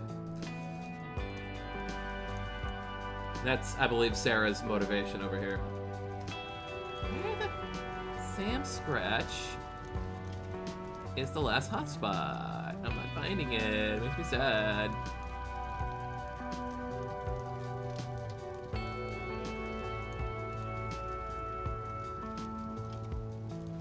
But we did this already, right? Yeah.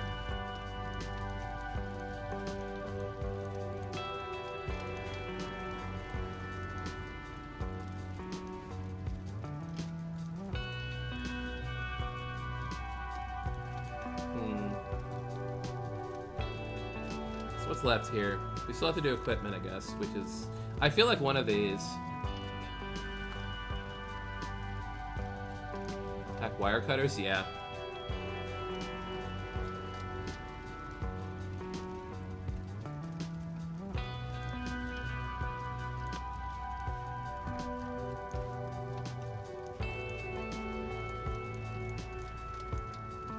The plan.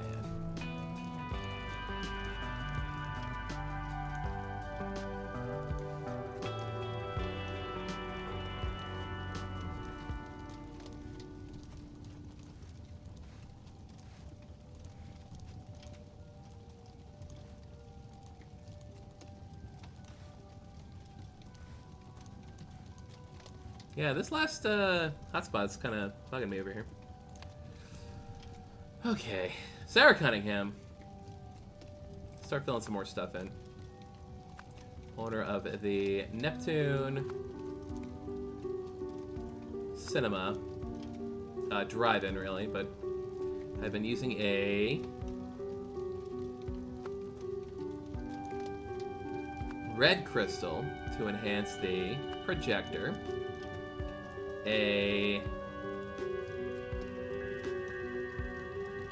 Let's see.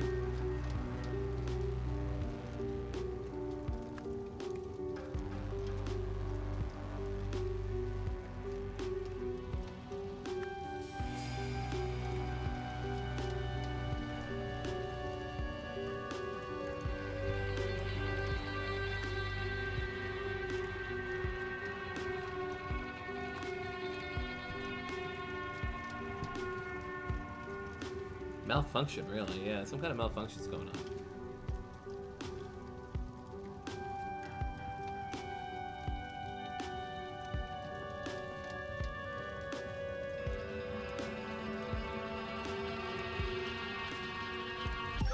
Got that right. Bring paint. Wait a minute. Wait a minute. Does he have the crystal? Where is it? It's the tooth! Look at that tooth glowing! That's the crystal. He painted it blue. And he subbed in one of the crystals from his teeth. Oh, that's so good. What a hustle.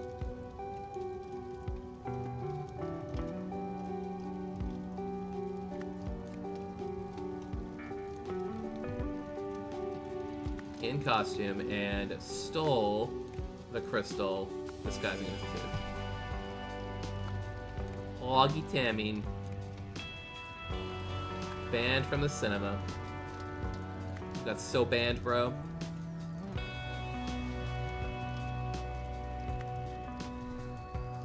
A weird lady said, yeah. Yeah, there we go. Thanks.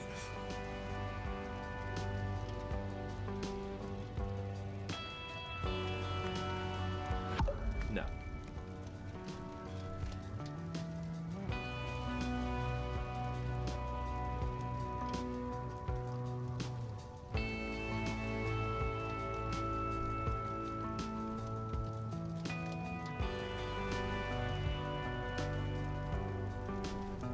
Okay, but what happened to the weird lady? To buy it? There it is, yeah. It was Weird Lady. A Weird Lady sent to me to buy it, but he was banned from the cinema, so he stole it instead.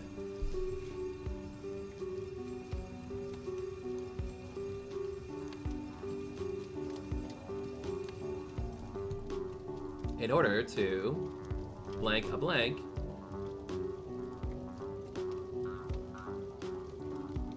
try to escape.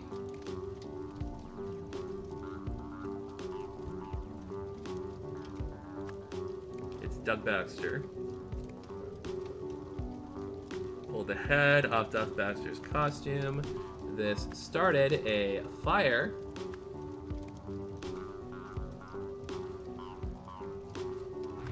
Hearing the commotion, Sarah Cunningham looked out, saw the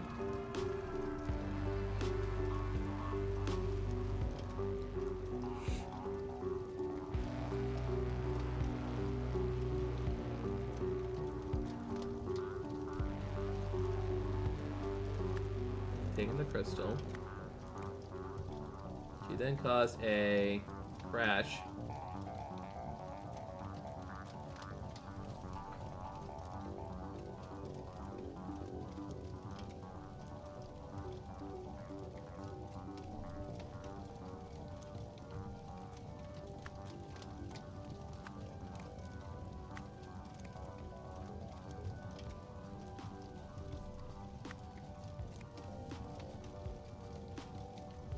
Fix, lose, started. In order to win a bet, got it. In order to win a bet, this was Jenny Chen.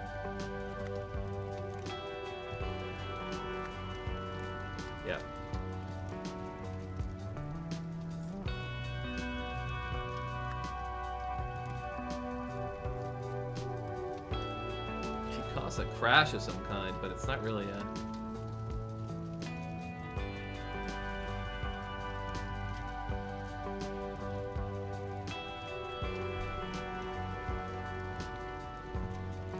So is it over here with her, this last one? Perhaps. Oh, there it is! Car crash! Hey, I found it! Hooray! That only took 7 hours. Good for me. Caused a car crash while attempting to fix the projector, I guess? Yeah. Not quite.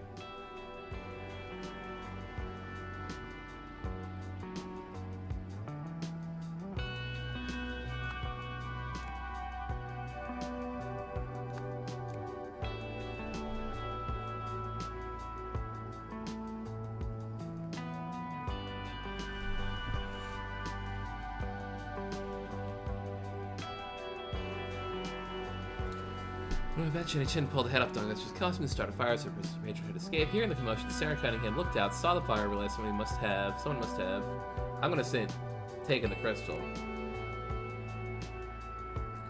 So, saw the screen would be more correct. Taking the crystal, yeah, that would be more correct. Yep, so that caused a car crash attempting to...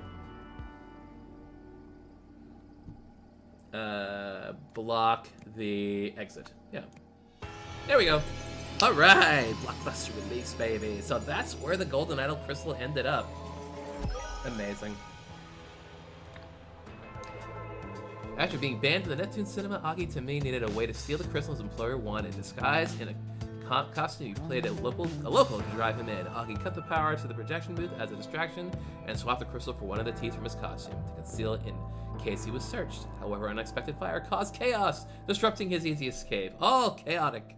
He was in the can when he did it, as you can see from the toilet paper. Oh, Augie, you rapscallion, you rake. What makes you think you'll succeed when no one else has? Unlike those who have tried before, I understand that the idol is more than the sum of its parts. To reassemble it successfully, one first needs a deep understanding of the universe. I see. And how do we know you're not just another fraud, hoping to cash in on the next cheap knockoff? Feel my energy. Be present with it for a moment, and I invite everyone at home to do likewise. Beat. You see? Now you know. Okay, then. I suppose listeners can make of that what they will.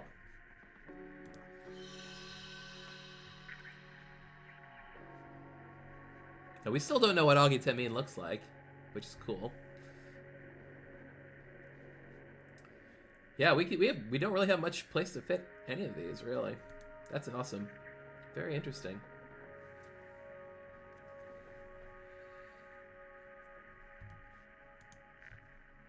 So I guess it'll all come together in the last chapter here.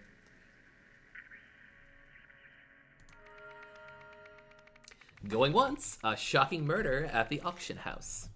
I do want to point out this is that was the first case in which there wasn't an actual dead body, unless the dude trying to leave was dying.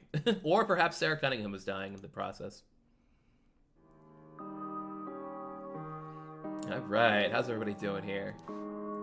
Seven Seas Auction on August 13th, hosted by Nils Wilmington. 7 p.m. opening ceremony, 7:15 start of auction, 8:10 p.m. cocktails and collections. Sold lots to be retrieved by the property manager at the following times: 8:15 p.m. lot 1, yada yada yada yada yada yada. 9 p.m. closing ceremonies. Nils Wilmington. Would that be you, sir, Mr. Nils Wilmington? Going once, going twice, sold to the movie star. The gavel, the wooden gavel, and a set of keys. Unless you're Nils Wilmington. The poor professor just isn't cut out for this. Should've listened to me. Cocktails, classic martini, gin and vermouth, garnished in olive, Harley's Ghost, ale, seltzer, grenadine, and a slice of lime, 7C special, rum, butterscotch, and vanilla served in a copper mug, death in the evening, absinthe, and champagne. Now, I'm not familiar too much with alcohol. I don't know if all of those drinks work. Note for Robbie Froberg's first day. Serve with a smile. Please refrain from selling any drinks to Mr. Bogart while he's on the job. Nils Wilmington. Robbie Froberg.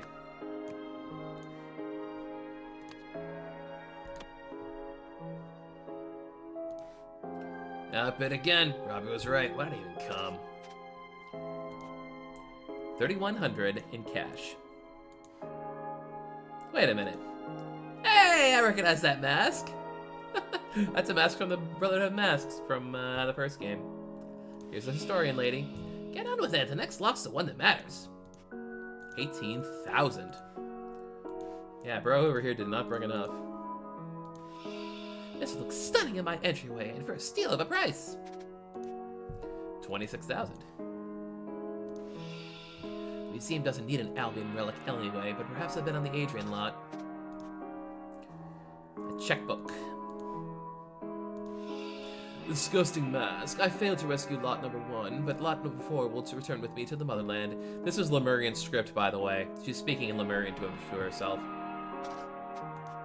20,000 and ticket number 792013, date August 13th.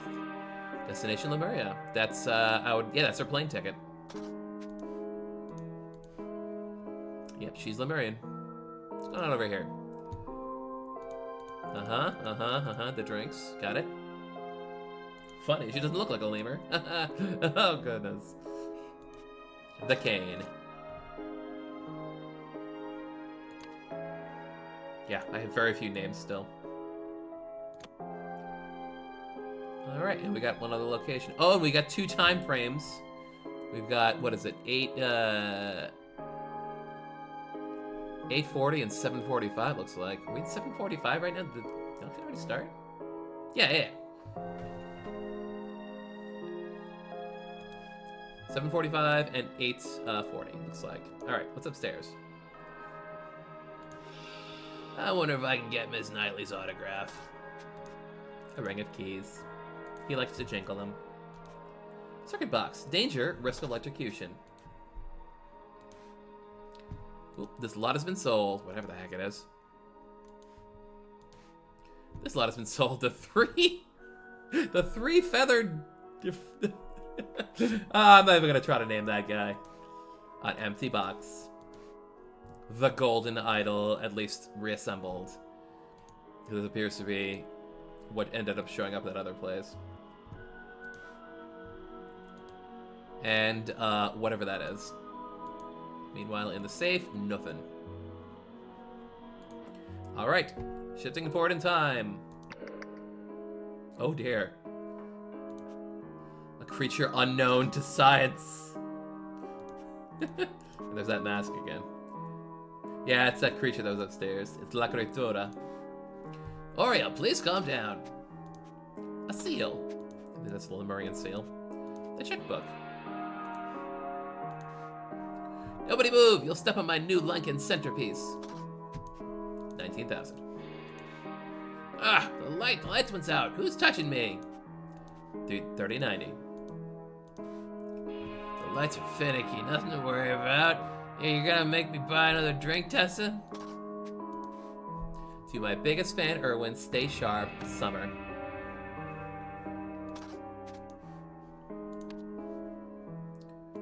One Miss Summer Knightley.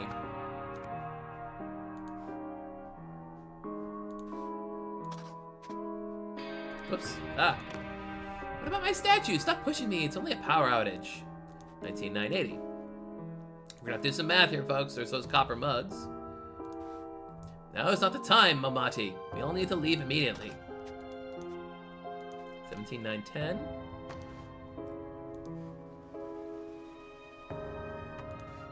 And ooh, a removed apron, suggesting somebody left.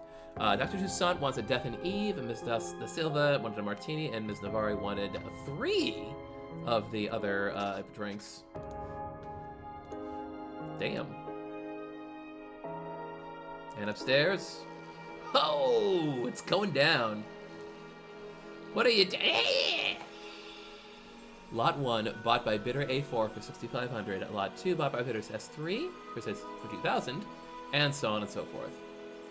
We have handed off these 3 lots. We have not handed off lots 4 and 5 yet. And there's that ring of keys. No, this is Nils Wilmington, because he's got record of all the auction lots. Out of my way. The idol, the statue. It's time for plan B. I'll distract Bogart. You grab his keys. There's that ring of keys. An esoteric totem. We also got 7,000 bucks. 6,500 failures. Failures! That's what we're calling them instead of dollars. Aurelia Winston is the one with the checkbook.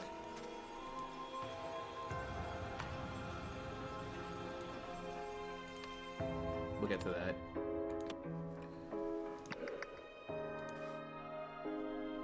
That's you, madame. Miss Aurelia Winston. Ilmati something.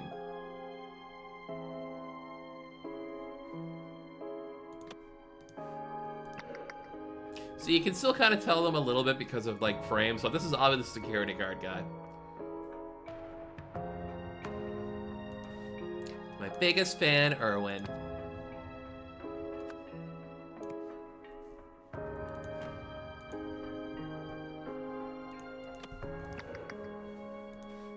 Okay. Yes, you got the drink list, bro. 7C special. Somebody had a lot of 7C specials.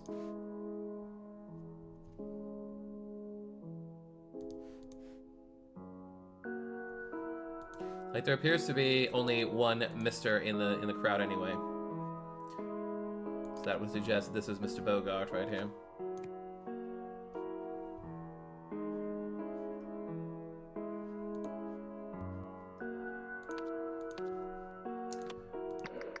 Okay, and we have some drink orders here, right? Yep. Dr. Toussaint. Mrs. De Silva. And Ms. Navari, who is apparently sloshed to hell.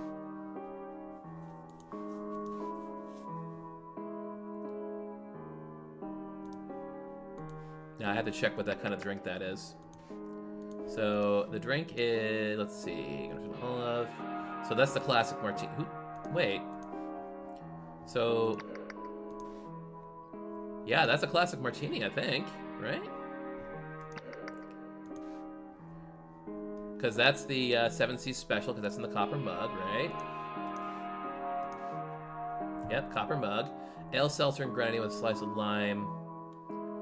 The champagne would be the champagne glass.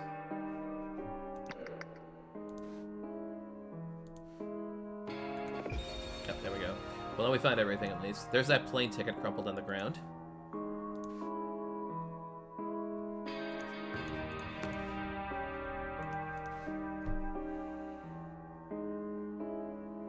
Oh, this is the Silva Martini, yeah. Okay, so, good. Lumani de Silva, got it.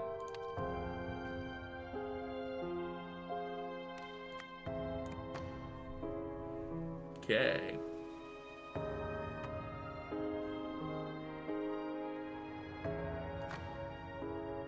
Tessa.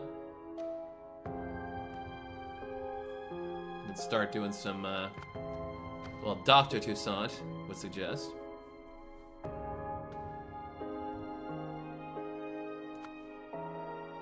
Navari. No, that was the last name.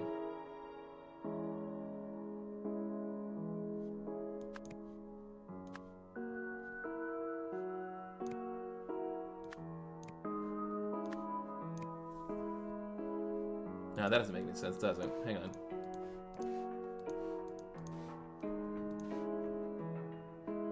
Yeah, it's Ms. Navari and Mrs. De Silva.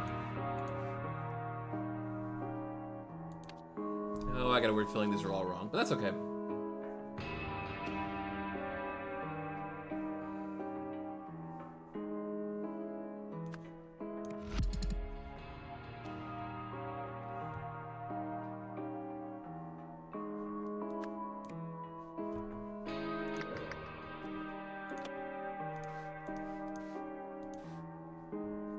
Well, he's on the job. Yes, that's Erwin Bogart. That one's easy. So we're pretty solid about that. Robbie, Nils, and everyone else is just, we're trying to figure out. Aurelia Winston, I'm pretty good. Summer Knightley, I'm good.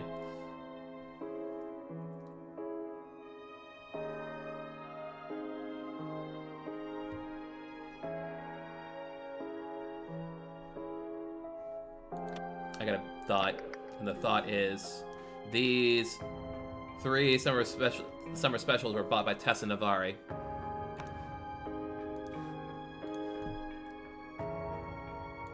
before Erwin Bogart.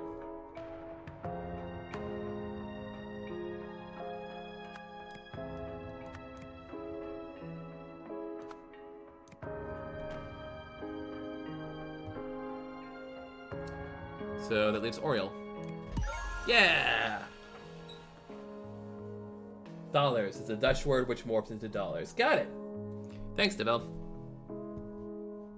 The money is dollars. Dollars. Dollars. Dollars. Cool. Everybody, person's named. So we can move on to the lots. Okay, here we go. Now we have to figure out where everyone is and who bought what. That's gonna be fun. Alright, Summer Knightley got something, which I'm assuming is the mask.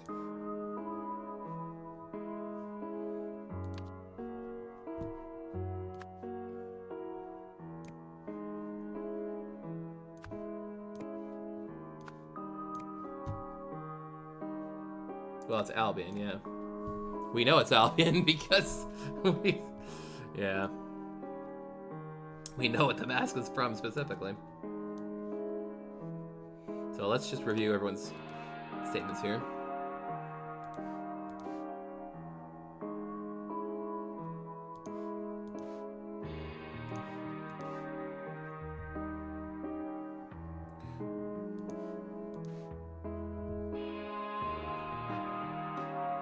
Lot number 4 will return with me to the motherland. So I'm gonna guessing this mask here, this is lot number 1, so these are not in order by any respect.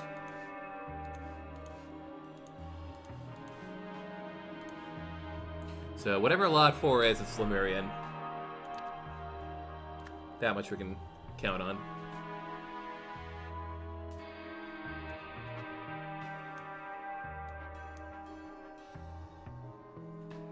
Alright, now we're gonna start doing math. It's math time. So I am going to open up a little notepad over here, perhaps an Excel spreadsheet. And we're going to type in what everyone's got on them.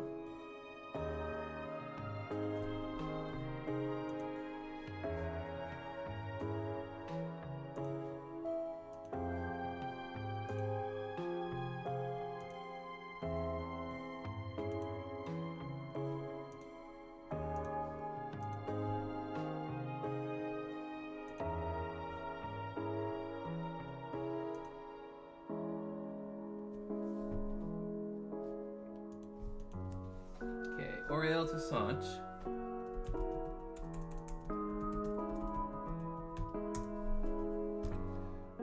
Has 3,100 to start. And I don't know exactly where he is in this painting, but he's probably like here-ish. Who's touching me? Had a Death and Eve, which was absent in Champagne, so that's him there. And he now has 30. Oh, he spent $10 on a drink. So he's got nothing. Oh, we have to account for the fact that people are spending money on drinks too, I guess, huh? Sure, I'll do that.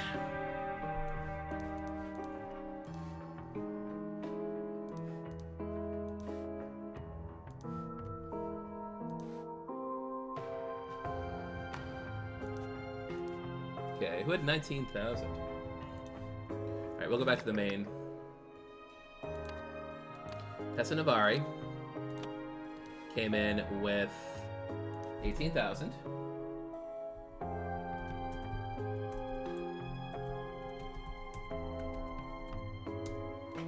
And I think she bought like one drink or something.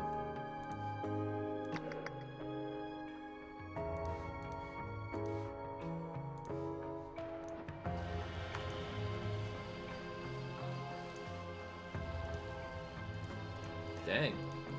No money on this one, huh? Yeah, spot by bidder A4. Okay, this helps too, because if Summer Knightley bought... If she's bidder A4, then she bought this one too.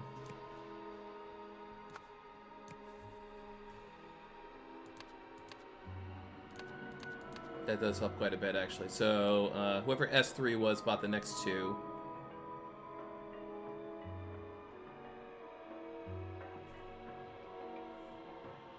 And M5. Oh, sorry, this was this one.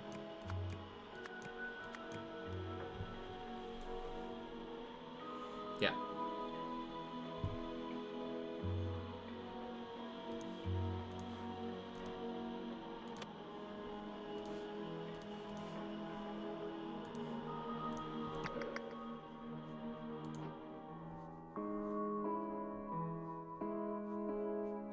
Okay, so it's a movie star, wooden gavel, green keys, sure.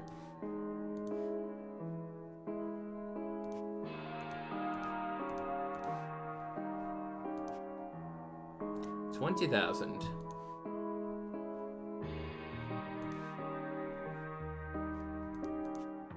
And you were the one with the checkbook, and you ended up spending, because it's in the safe up there, $6,500.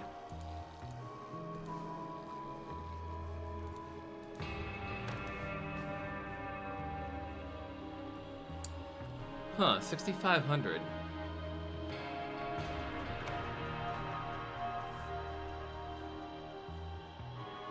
You know what? Maybe I'm not at lot 1 here. Why did I think I was at lot 1? For what reason? It is 7:45 here. And we just check the schedule here. Yeah, we're not at lot 1 here. So, lot 2, that's what it was. So that's what Summer bought. Okay. There we go. And Summer bought the next one, too. No, that means she bought the third one, because if I remember the,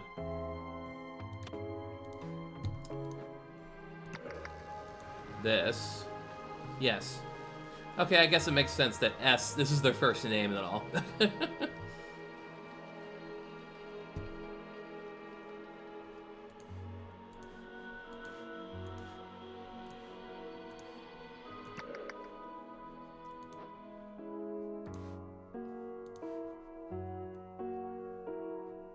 And that's Aurelia, so it might be... Yeah, she bought the first one, so she must have bought the last one, too.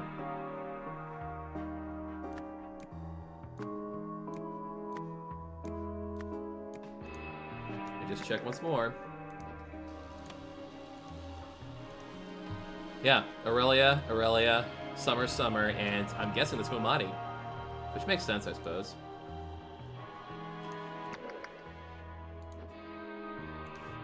Mumati has 20,000. She bought it for 19,000. And is this her? Oh no. She didn't actually pay up yet. It hasn't been paid out. That's right. It hasn't been settled up. That was the issue going on there. But it was Mumati De Silva. I'm gonna guess that's the statue, just out of sheer guesswork.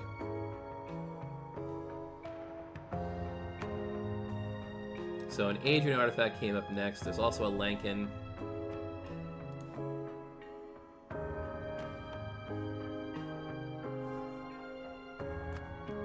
Which I'm gonna guess might be Summer's other thing. And that's La Creatura.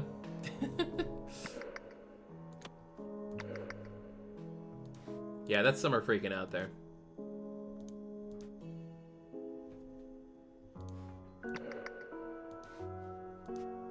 She came with 26.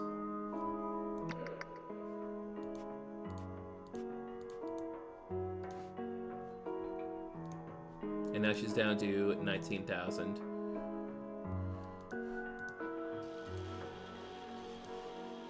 And she spent 7,000. There you go. Yeah. But these two haven't been settled up yet. So, yeah, there's only one check made out so far. And that was Aurelia having done that. So, there's also a seal. Something from Adria. So, if I'm going to remove all this. The totem is still here. As is likely the statue. The statue is, of course, the real prize, let's be honest. So the totem must have been the last one. Let's assume it's an Adrian totem to work with that. And the seal is the first one, also from Lemuria. All of it's wrong. Great, good to know.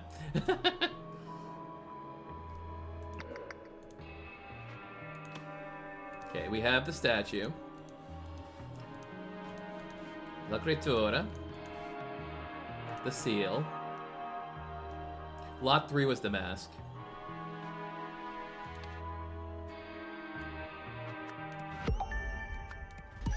There it is. Lot 3 was the mask, not Lot 2. There we go. Okay, I think that's part settled. So that just leaves the events.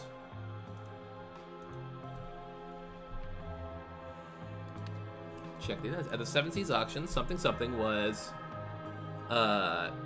something for the thing from stuff, and so decided to steal it instead.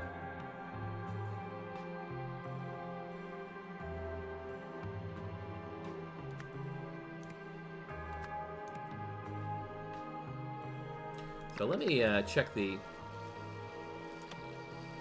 Yeah, this is some foul person who took the statue. Some very rude person. This is Edwin Bogard. This is someone with 17,910 on him.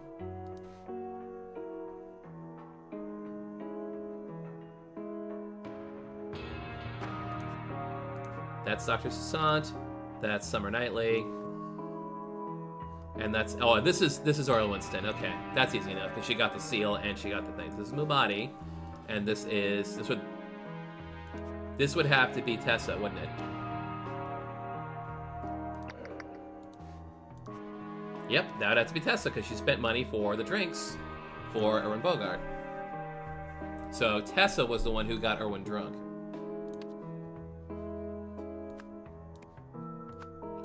And the bad dude is Robbie Froberg. I'm pretty sure of that.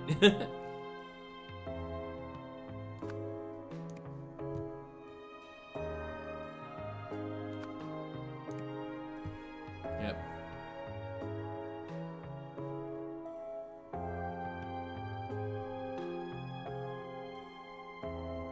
A lot of... Oof.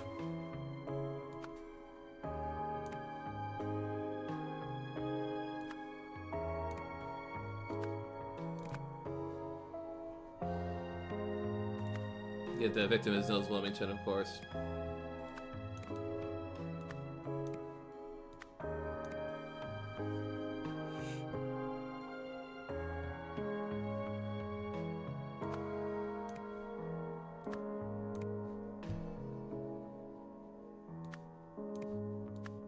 Yeah, Nils Wilmington discovered Robbie Froberg upstairs and the fight ensued.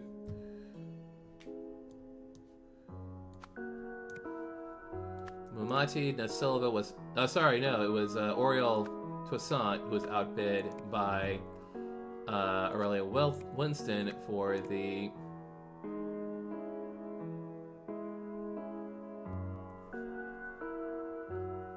Seal from Lemuria.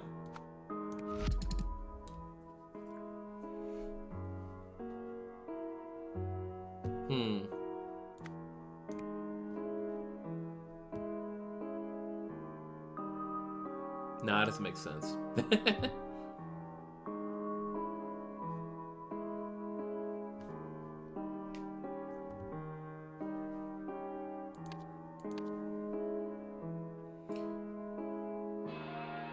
Well, that's correct. Oh, I see.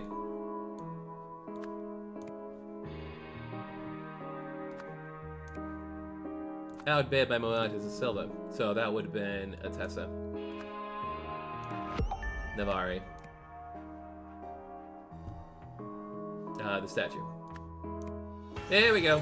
Woohoo! Going once, going twice. Tessa Navari outbid Moantes Silva with the statue of Lyria and decided to steal it instead. Tessa got the security guy drunk, and Robbie went up there and killed Nils Wilmington. Tessa Navari hoped to buy the Lemurian statue at auction, but had a backup plan in case the price climbed too high. While ordering drinks at the bar, she slipped her accomplice a note, and the pair got to work. However, the accomplice was caught stealing the statue. He electrocuted the witness while protecting himself from the current with a wooden cane.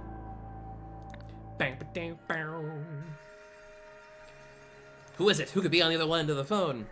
Turns out we won't be needing you all. After all, Turns out we won't be needing you after all, Mr. Program. Sorry for the short notice. Not to worry, if anything else opens up, you know how to reach me, and please, call me Robbie.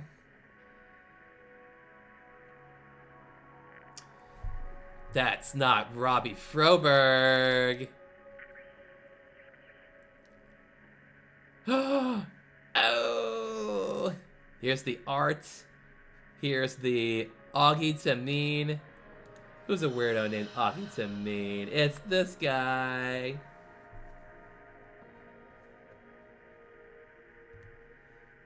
Weird lady. This would be a nice weird lady. Tessa Navari. Who could Stephen Aria be?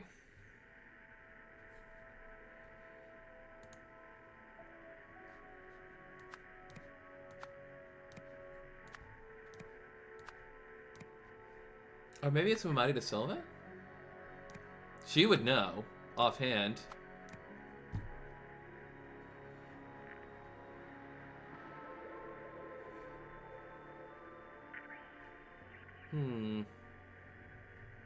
Escaped prison, colleague.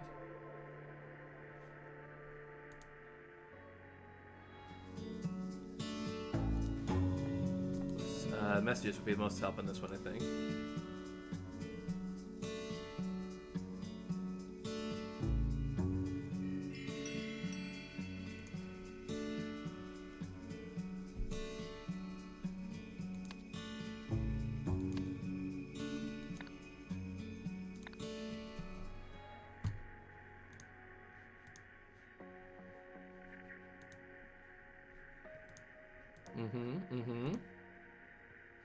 So he escaped prison.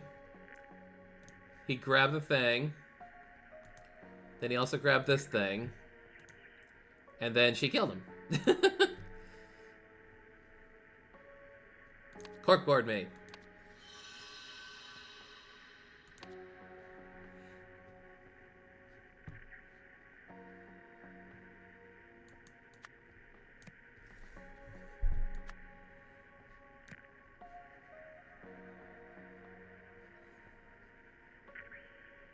It's Arthur Blythe.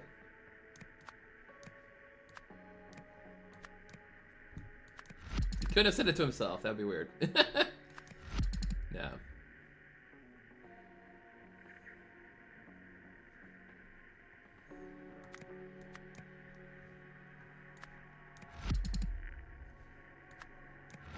Here we go. Now we're getting somewhere.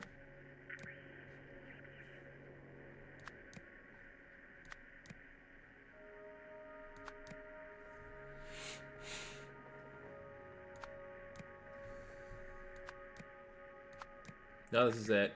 Clearly there's...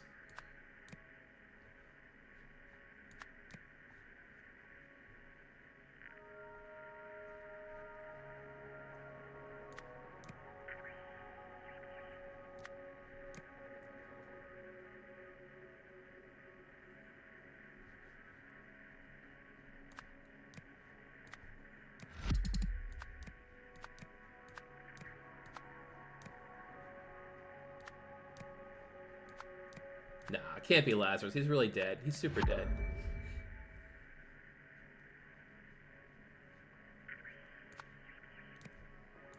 Of course. They were in the whole point is these two were in cahoots with each other. Yeah. She was the one who sent the saw blade to him in prison. He escaped. And then he stole the crystal, stole the idol, and she pushed him over the edge. So, yeah. That is the story. And we'll have to put it in here. The mythical golden idol of something.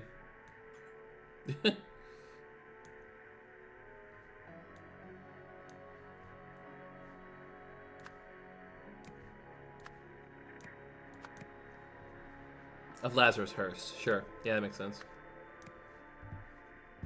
From its owner.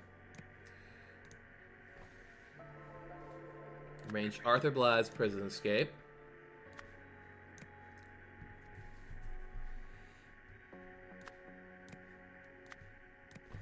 Because he knew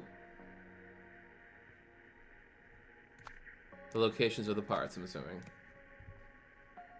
Tessa Navari and... Oops. Arthur Blythe worked together to... I believe there were 9 parts. For the final one of the auction,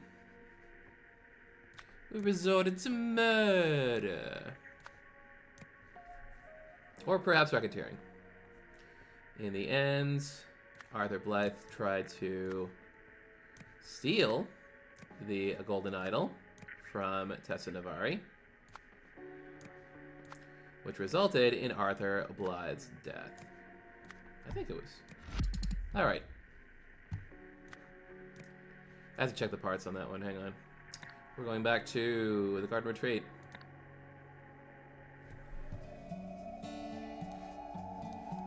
There are 1, 2, 3, 4, 5, 6, 7. I guess it's 7 parts? I don't know. I mean, 8 include the idol, right? The statue itself.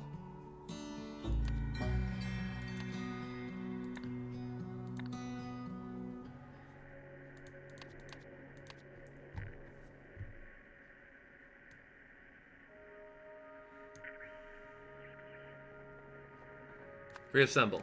There it is. Parts.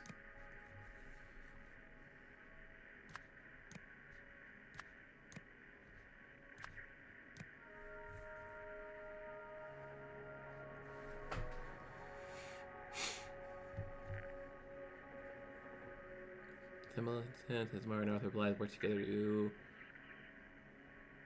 buy? Steal? I don't know. Reassemble? Acquire?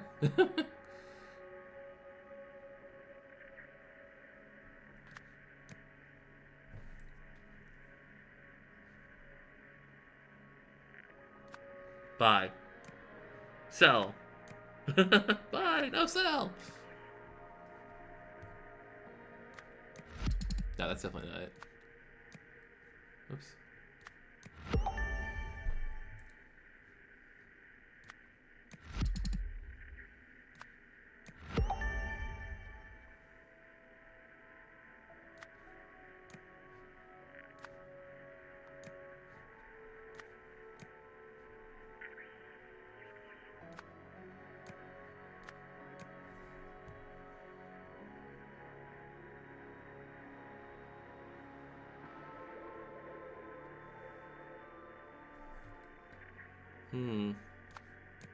Okay.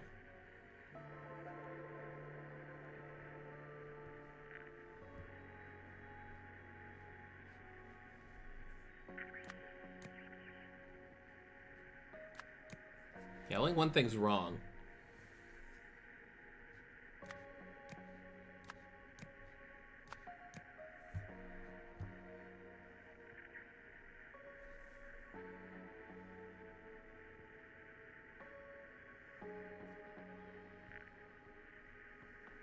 Okay, let's start playing with fun stuff here.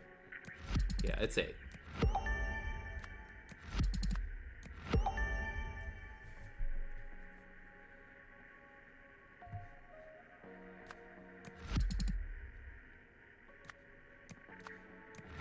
Can't steal.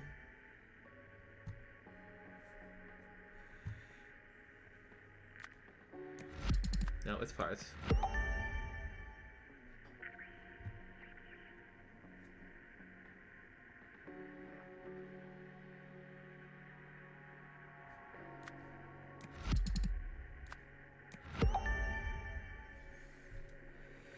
Yeah, nobody knew the function of it. No, I think there are 8 because there's 7 marked on the thing, including 8. See, whenever I change it, yeah, it's 8. It's 8 parts.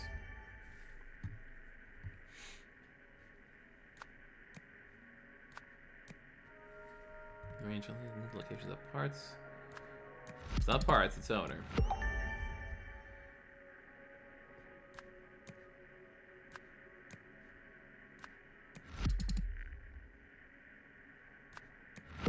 Okay, I guess this is a case of... That's just a case of multiple answers work for this.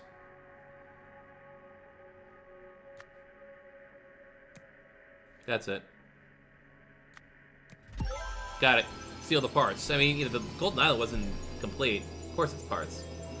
Okay, cool. We got it. Woo! There we go. Bum, bum, bum, bum. All right. Do we want to start our next one? Oh my gosh. Behold, our time has come. What are you weirdos up to? What are you weirdos up to? Is this the drug cult? Yeah, Tessa Navarre, sole owner of the Golden Idol, as it stands right now, anyway. Chapter 3, The Machine. Alright, we're going to jump into the next section, but we probably won't finish it in this stream. Chapter 3, The Machine, in which an extrakinetic investigation yields terrifying results. Extrakinetic, eh? Oh, here's Dr. Toussaint. What's he up to? What you up to, Dr. Oriel Toussaint? Ignition, a dangerous technology, is unleashed. Ooh. Dr. Toussaint like, oh crap, how do you work these things? This is chaos. Hope this is the right fire extinguisher. I should really have my reading glasses. Extra-physical laboratory, Dr. Oriel Toussaint and his access card. And here in some boxes, storage boxes labeled Harmony Foundation. Mistlands Lake Finest Whiskey. Oh, delicious. Ooh, and a fingerprint. We're starting to take prints, folks. It's getting that complicated. Oh, another print from Pen Inc. Who's got blue on their hands? Not that guy. Not obviously, anyway. Reminder of OPIG's zero alcohol policy. We will not have another Reynolds fiasco. No testing, awaiting board approval. Stay behind caution tape. Still don't know why lab has been so cold lately. Dress warm. Is it because the Golden Idol's draining all the heat? Could it be? Could it be? Hey, there's some reading glasses.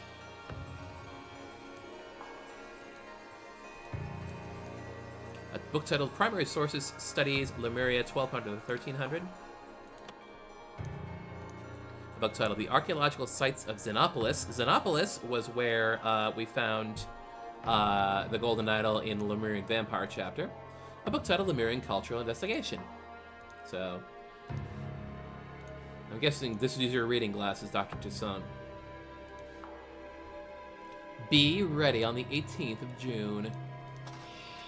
Leonard Graves, How to Make Friends, Keep Friends, and Use Them. From the author of Cut Them Off Guard, another print left in an orange powder. The Harmony Foundation. Enter a state of true harmony. Repair your emotional divides. Third locker. A nice big old coat. By Jack. Could it be Jack Novak? Could be. A book entitled Organic Chemistry 3rd Edition. A book titled Key Mechanical Theory.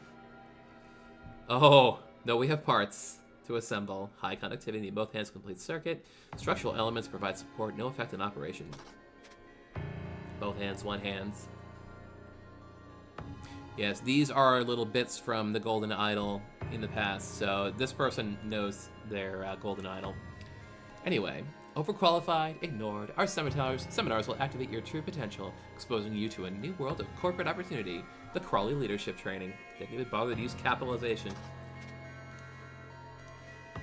Dr. Westlake, thank you for once again bringing your concerns to the board. Again, we've taken the professionalism of our managerial staff seriously, and we have taken your complaint into consideration. However, we courteously remind you that it is inappropriate to publicly accuse a direct superior of workplace intoxication. Mr. Spender expects a formal apology. No further follow-up is required. Sincerely, Nathan Hoyle, Board President. So, someone got accused of drinking on the job, and was like, yeah, well, you can't do that. Manager and Board President inspection on the 18th. Unlock lab door, they won't have active swipe cards. Oriel looking into precise origins of parts. Jack to clean glassware. Lab staff reduced by 1. Eugene now on janitorial duties. Thank God.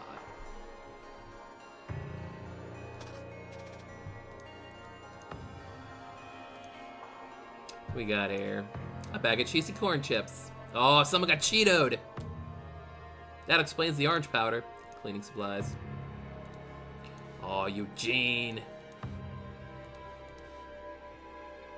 Which one's the orange powder again? Yeah, it's this one.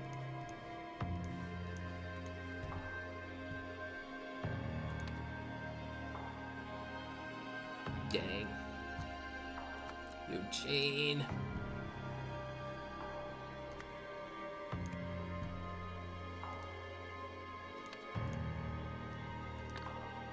Alright, now we can go to the next room, I think. Is someone on fire? Yep, someone's on fire! Man, isn't it always the way with these things? Jack, how's it going?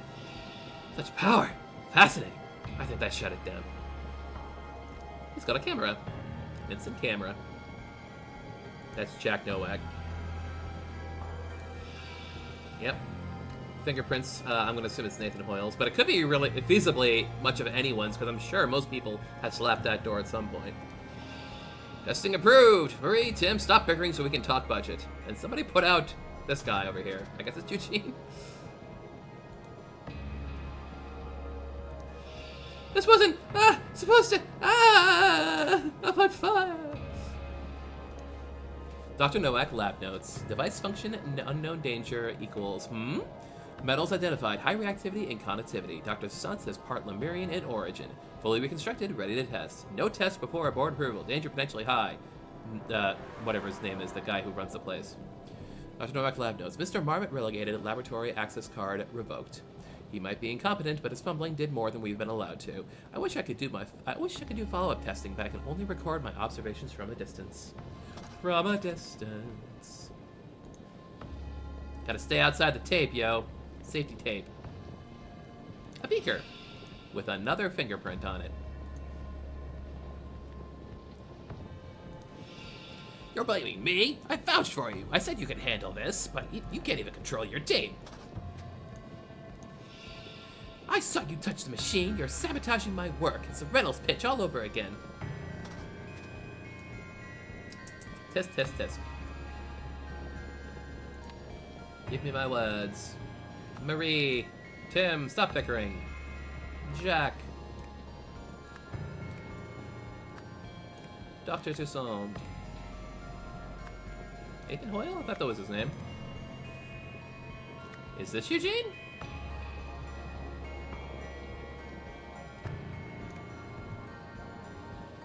Marmot.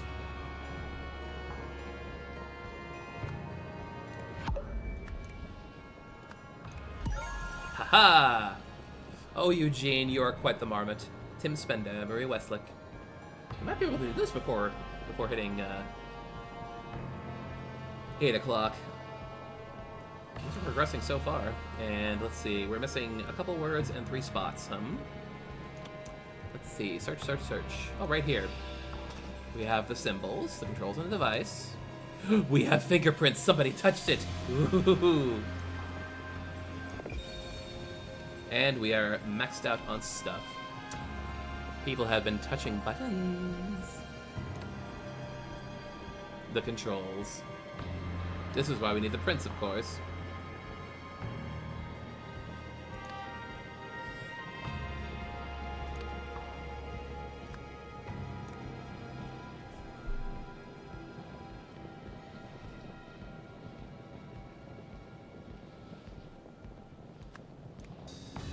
Marmots. Okay, does anyone have blue on them? Yeah, just for the sake of argument, I'm just going to assume this is Nathan Hoyle's prints. So everyone... Oh, this is into everyone's individual prints, I'm betting. So if I hop over here, does anyone have blue on them somewhere that I can see? I don't know, I guess not. He's just hanging out here. It's like, oh man, fire extinguishers, huh? Am I right?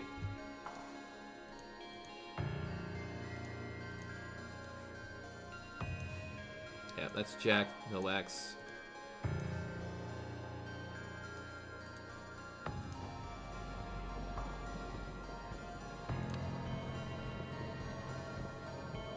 Oh, someone might have been writing in blue earlier. Maybe that's the key for that. Because there's nothing written on here.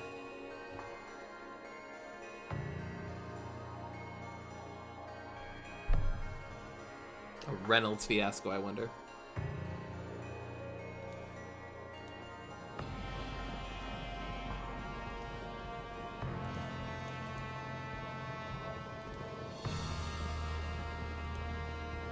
There's also that logbook in here, isn't there? Somebody had a book.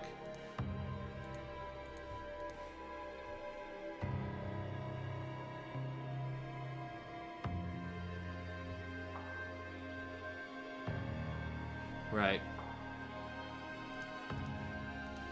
Board President Stallone.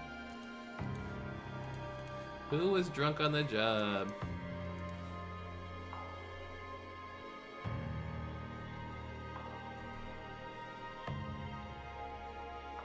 Tim Spender is the boozeman. Where's the booze bottle? I don't even know what it looks like on the screen. Let me check this again here. So it's green below. Oh, here we are. So Tim Spender's here.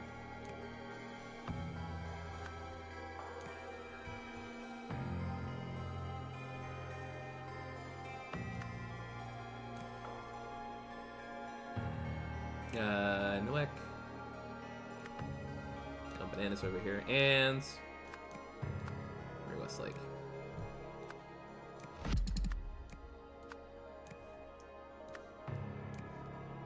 Oh, the glassware, of course, that would be Jack's. Yeah, duh. Cool. 3 minutes to go. Can we do this in 3 minutes? Let's find out. We have to compare prints. Boy, I wish I could zoom in a little bit, but oh well. Let's see here. Okay, so this one is Tim Spender's.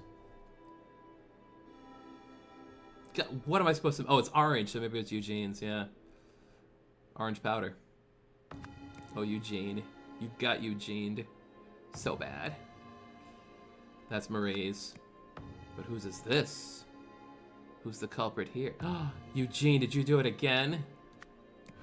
No, he didn't. Okay, cool. Somebody did.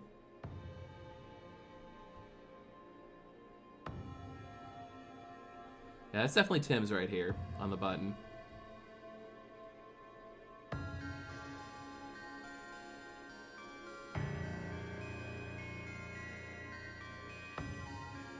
Oh, maybe this one's Jack.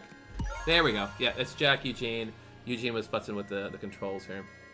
Yeah, he futzed with the controls, so he... Did he set himself on fire? Was that the whole point? My goodness. Ballsy.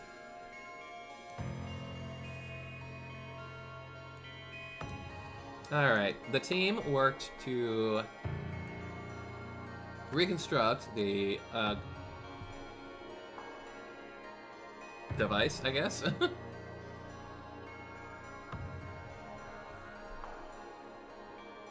they have the board inspection.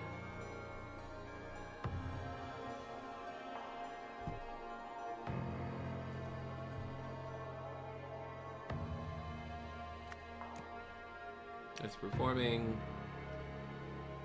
Test without approval. Had his access revoked.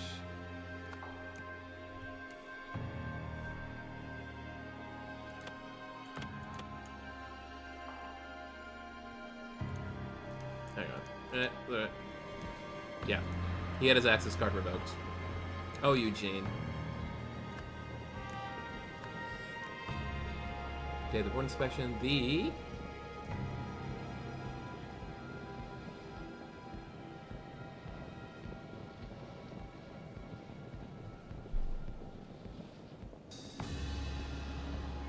to enter.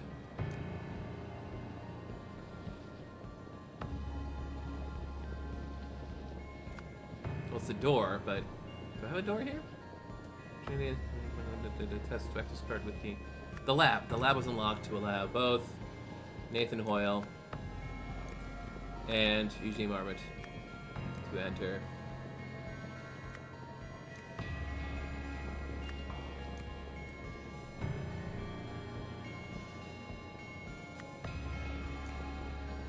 Oh, wait, hang on. You have a card. You don't have a card. You have a card. You don't have a card. So it's Tim Spender. Got it. But it's also allowed Eugene to go back in.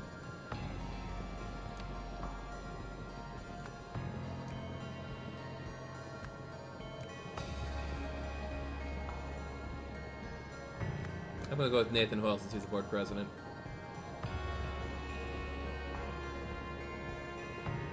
Eugene Marmots. All them in.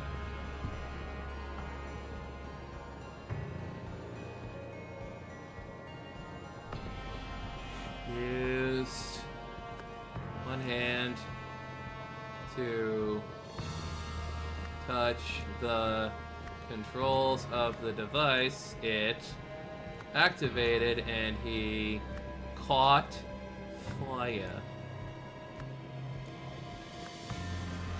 Aw, dang. Thought I had it. Both hands? Oh, yes. Okay, cool. We're close. We're closer than I expected we'd be.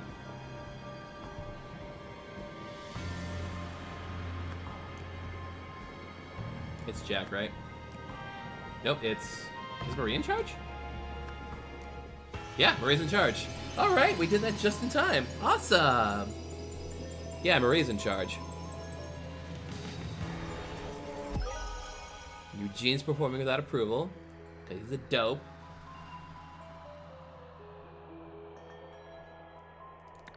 And then he set himself on fire. Murray Westlake was hesitant to start testing the newly built device, so when Eugene activated it without permission, he was swiftly banned from the lab. Determined to redeem himself, Eugene followed the OPIG board member inside and used the device once more, setting himself on fire. Good job, Eugene.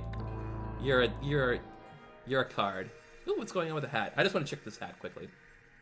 Hi, Nathan. I'm pleased to say we finally got the budget crisis under control. The premises we used for the Emotion Studies project have been renovated and repurposed for more promising ventures. I see you decided on a team leader for the new project. I just wanted to make it clear that while she and I have our differences in the past, I agree that she's the right person for the job. She certainly does not share Tessa's penchant for risky and wild spending. Tim, Spender. Despite my name being Spender, I am not a big spender. Okay, so that was fun. Oh, man. Yeah, we're back. We're back, baby. It's a Golden Isle. This is cool stuff, because not only do we get, like, individual cases, but we also have to put the entire case together, including things that happen behind the scenes, which is cool. I like that. We had to do that at the end of the very end of the first game to kind of wrap up the whole thing, and now it's like a whole bunch of individual cases, which is great. So we will play this again. What day is it? We're going to play it this coming Wednesday. So we'll play that start up at 5 p.m. Eastern Standard Time, U.S. for that, and we will continue on Chapter 3. But other than that, thank you all for coming by and kicking in hints and kicking in ideas, and it's been a lot of fun, and we will see you all next time.